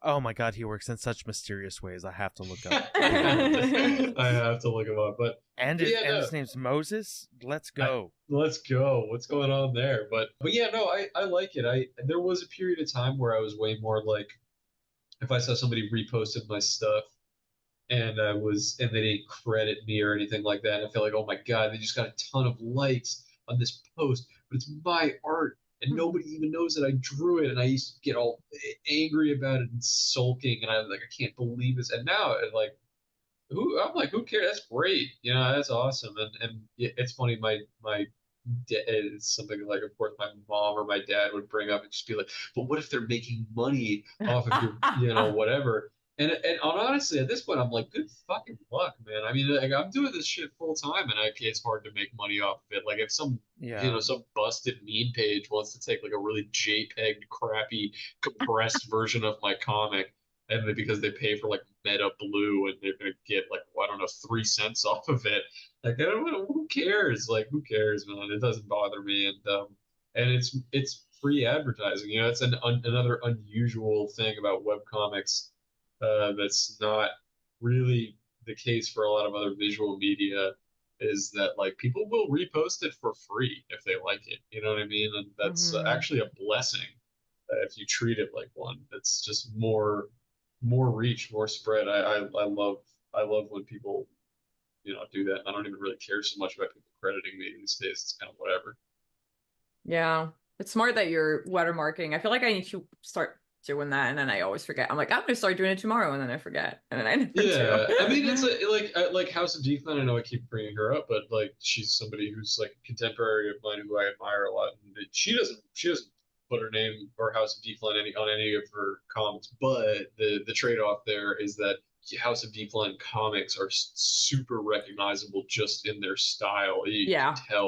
You could tell that she drew it, and But I would I'm say a little yours bit. too. Like, I feel like you have a very Maybe I'm more. I don't know. I'm self-conscious about that. I don't necessarily know if I have like a really like. so But yeah, interesting. Yeah, I could. Yeah. maybe, Mm. maybe I don't know. I think.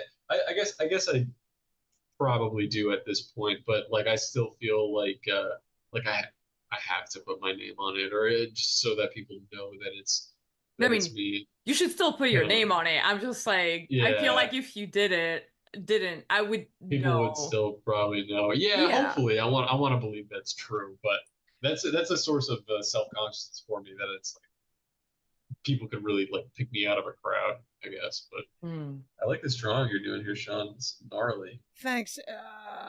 It's sort of you made it out of smoke, but I like it. I don't. Thanks. Fresh. I don't know why. I also don't know if you even smoke. I don't know. Yeah. I don't know what the inspiration was here, but I'm into it. I'm doing something I'm not using my brain a whole lot for. Looks badass. I like it a lot. It is very cool. Is this all in the left corner? Is that Angel's Egg or Evangelion? Or I like that little like the face coming out of the water there. I don't know. Yeah, I don't know. I started or drawing is it just a random? It kind of looks like I did draw a profile face, and then I was like, it does kind of look like the Evangelion, and I was like, I'm just gonna make it blue and yellow like the Daft Punk. So it's like, yo, I like that. That's dope. Remember that Daft Punk? I think about that. I think about that movie. Is this Far Side? Is this Far Side? Is this the Far Side? Is this the Far Side? Is this the Far Side? Is this Far Side? That Daft Punk video, I remember seeing it completely changed my life. I remember seeing it for the first time when I was still a kid. And we walked into an ice cream shop, and they were playing that music video on like the little TV in the ice cream store. And I was like, "What is this?" And it was like, "Last night I had a dream about you." And I was like, "What is this, bro? This is amazing." It was like this sick blue anime characters and this like crazy cool pop song. I was like, yeah, that changed my whole life. I love that music video. Robots are real, and they make music. And they make music. You're telling me they've been doing it this whole time? They make sick beats. It's like finding out about two big things all at once. You know what's sad is that in this day and age, somebody tells you, "Hey, a robot made this music," and you're like, "Who fucking cares?" But back in the day, somebody told you that, and you would do a backflip over it. Like, yeah. I mean, that's how I feel about when people are talking about like aliens and all that stuff. Like now people don't care that the governments are like, yeah, possibly, yeah, here's alien documents, and everyone's like, dude, who cares? We have two old guy presidents. I know, it's so and we hate them. We hate them. Like, who cares? I know. I remember when they just announced like aliens are real. Like the White House made some announcement, and I swear everybody was like, gives a shit. Like, it's tax season. Like, what the hell am I gonna do about this? I also can't. Okay, listen, this is just the last little tangent of the show, but like, because my boyfriend was really into. Okay, so there was like a whole discussion going on at my place because we just had watched the QAnon documentary on HBO, and I forget what it was called. Did you see my GIF on there? I have a GIF. I have a GIF. Oh, I think I didn't know. I didn't know that you had done the GIF. Well, somebody posts my GIF on a QAnon message board in reaction to a school shooting. No way. Yeah. What was the GIF? Anyway, it is a GIF where a guy takes his sunglasses, puts them down, and the sunglasses are two little basketball hoops, and two little basketballs fly through the hoops. It's kind of like an "excuse me" kind of meme.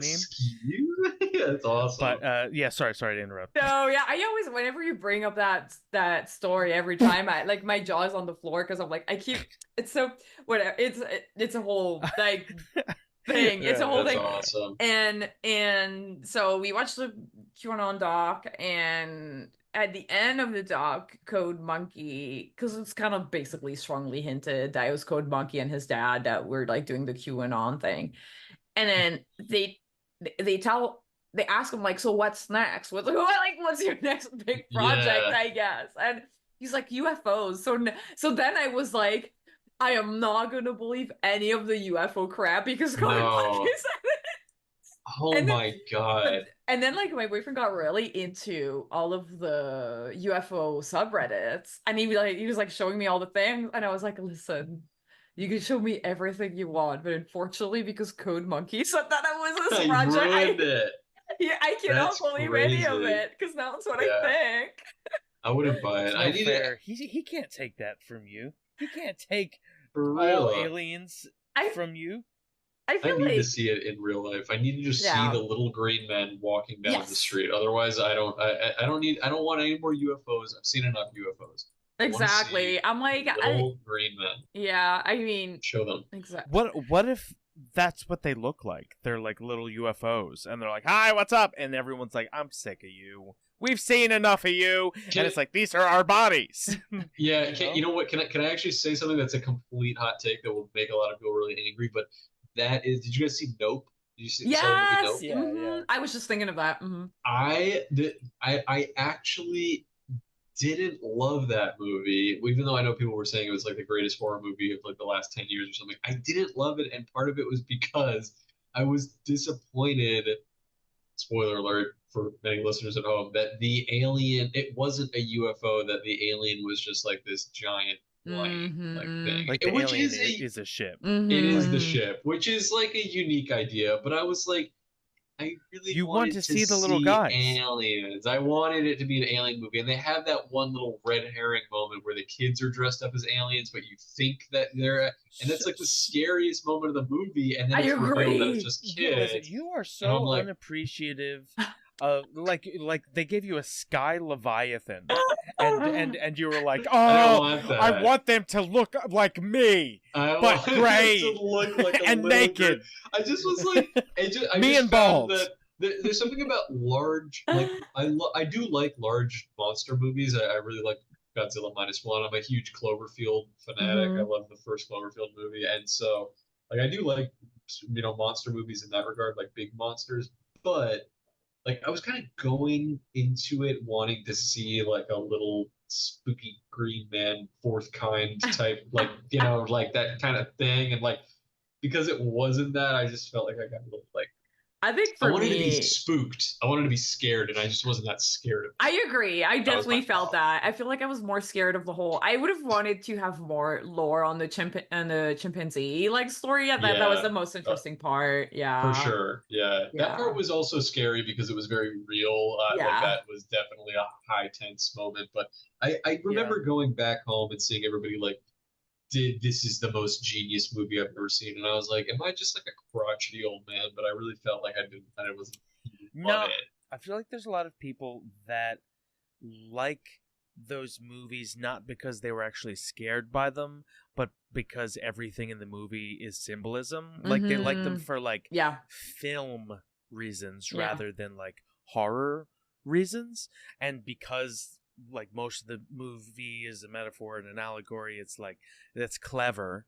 You know Yeah, what I mean? Mm-hmm. But I think that sometimes that can be the difference in between kind of like reading a clever comic versus a comic that makes you laugh out loud because it's so stupid. Mm-hmm. Like sometimes you see a comic and you're like, oh, that's really clever. yeah. But I call it it's like a when different feeling. it's like my Yes. brain smiles. Sometimes I read something or I see something Right. and I'm like, I had a little brain smile. But Yeah, oh, yeah. and then That's true. you say out loud, you're like, that was funny. Yeah, that's true. I like. Yeah, I funny. do like that too. I think maybe I'm due for a rewatch of that movie, but I typically like. It is hard to. I love scary movies, but it's hard to actually get a rise out of me with scary movies.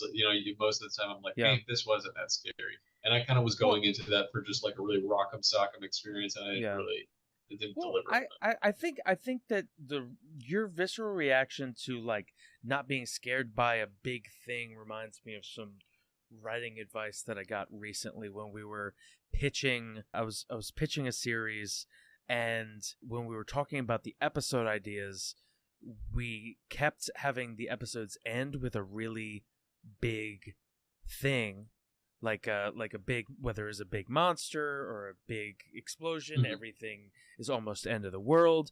And then it's almost like doing that in every episode makes the show smaller because the stakes are always so big that nothing seems like it matters, versus like having things be more subtle and relatable and personable, and then every once in a while having a really big thing. And I feel like it's similar with that big monster, is like you can't relate to a giant jellyfish in the sky coming to get you, but you can relate to that feeling of something following you up the stairs after you turn off the lights at the bottom of the stairs.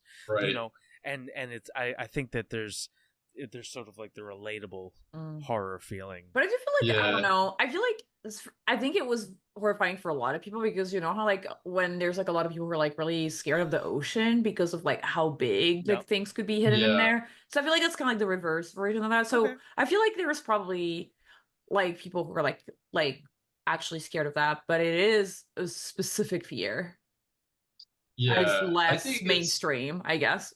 Yeah, I think like there are, I mean, because that's another type of movie that like personally, and like I like the movie Jaws, for example, you know what I mean, where we're like dealing with a monster shark, but again, like not scary. Like there's like, I don't know. I personally, I am like definitely more scared by like the minutia, you know, type, like the stuff like being, you know, like be alone in a house in the dark, or you know, or that type of like paranoia. You know what I mean? Like that stuff's like more a scary. little bald gray guy. The little bald gray like guy is sneaking creepy. around. Is scary. I don't like that. Everybody, Ball your elf. scariest horror movie you've seen. Ooh. Everybody comment it in the comments, but also submit little bald gray men drawings to Beetle Moses. He will get scared. It's his worst fear. What is the scariest? I'm trying to think. Scariest horror movie. I'll tell you what some of my favorite horror movies are at the very least. Like I don't know if I'm still scared of them. Well, I will say when I saw Hereditary, my jaw was on the floor like that, because that one really was unnerving, and a really unnerving movie, which was awesome. Like that's a great one. But I also love, like, one of my favorite movies of all time is Blair Witch Project. I love Blair Witch Project, and I just love the lore behind that. Definitely scary. I really another one of my favorite movies, probably my number one favorite movie, is Alien, like the original Alien movie. Although I've seen it so many times, there's not really anything scary about it anymore to me. But it's just I love that practical effect, and they're very good at like the suspense, especially for the time, was just like really, really well done, and it doesn't feel like there's no cheap sort of like jump scares or anything like that. And like, so those are some of my favorites. But I'm trying to think, what was like the horror movie that I saw recently that really like scared me? I need to be using Letterboxd just to document like what I'm watching, because then I forget about it like a week later. Sean, scariest horror movie. The scariest horror movie too. I mean, I like a lot of those possession movies. I would say the movie that probably scared me the most when I saw it is actually probably like Exorcist, Paranormal Activity. Like, I mean, the first time I saw Paranormal Activity, and I was like, is this real? Like, I don't know why that scared me so much, but he did. Like, Paranormal Activity really got me. I definitely. It's funny. I remember seeing, and it's like I think I did try doing a rewatch fairly recently, and I was like, okay, this movie's actually kind of lame. But I saw the movie The Fourth Kind in theaters, where they present it literally straight up. They're just like, the footage you are about to see is 100% real, which it's not. But like, I guess they're allowed to say that because it's a movie, and like, it is some of the most, if it was real found footage, it would be some of the most fucked up shit put on camera. It is like just people literally being possessed and their bodies distorting and them just like screaming. And that was fucking freaky. And me and my friends, after seeing that, were so shook up and couldn't believe, like, how is this real? This is going to change the world. And then I think like, shortly after we realized it was just not, not real. Dude, a lot of those found footage movies are the scariest to me. Like I remember like the Poughkeepsie tapes. Like I Oh remember my being god, really bro! freaked Poughkeepsie out. tapes are Like extremely scary. Yeah. like yeah, it's just I don't know. Like all of those found footage ones, the ones that feel the most real and actually probably have the least amount of like filminess. One that I think that a lot of people didn't give a chance, but it is really unnerving is Skinamarink. I think that there's at first I was like, what the fuck is this? Come on. But like once you get to the end, you've seen enough like kind of like the white static and the room ambience and like subtly playing with what's in the dark is like that. I feel like does get scary in ways that we're desensitized to in most movies. Sure. Like we're so used to seeing like, okay, you see the full monster or like it's some CGI or it's a big jump scare, but like I also I tend to be more scared of movies that are like uncomfortable feeling movies rather than like scary. Like It Follows creeps me out. Like just that one. feeling of being the feeling of being followed is like something that I think is very relatable. I just watched this movie Lake Mungo like not so long ago. Did you ever see that one? It's another. That sounds like a comedy. What are you doing? It's called. That's what it's called. But it's another this is the weird, scariest movie, Lake Mungo. It's another like weird found footage movie that's kind of like it's actually kind of like presented as if it's like a TV presentation about like a series about like a family whose daughter goes missing and like it looks almost like it was presented for TV, but it's like fake in that regard, and they use a lot of like the sort of found footage on there, and that one is very unnerving. That was one of them also that I was like watching, and then like my girlfriend fell asleep, so I was just alone watching it. Oh my god!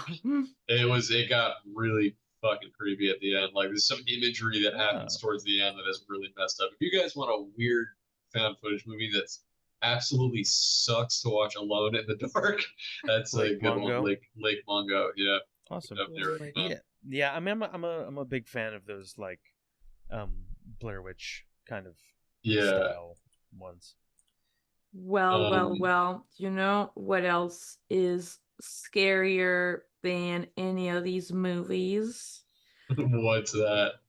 The end. The end of No! the death of this episode of the podcast. Death of this episode. Oh my god. This has been so much fun. I hope I wasn't just like rambling about all that stuff, but that's what we wanted. Yeah. It was great. This was so much fun. And it was fun answering the questions and just talking shop and drawing with you. I'm actually having more fun just watching you guys draw.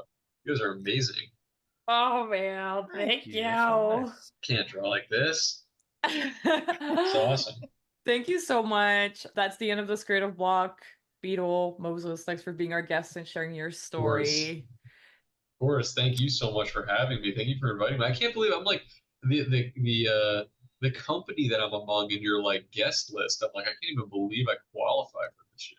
This is insane. Well, you do, and you have been chosen. I also want to thank our listeners. Follow us on social media at CRTV Block, where we ask for drawing prompts and questions to ask our guests. Huge thanks to our editor Clemens for editing the podcast, Marco for helping us produce the show, and Ibuka for creating the short clips that we've been putting out. If you love our show, you can support us on Patreon. Becoming a patron gets you early access to interviews and access to our Discord community. You can also support us free by commenting, liking, sharing, all that good stuff. Click the link in the description of this episode for our Patreon and to follow Beetle on all his socials. Yeah, I've been your host, V. And I've been your co-host, Little Balls Green Man! Keep being creative and we'll see you next week! Ah!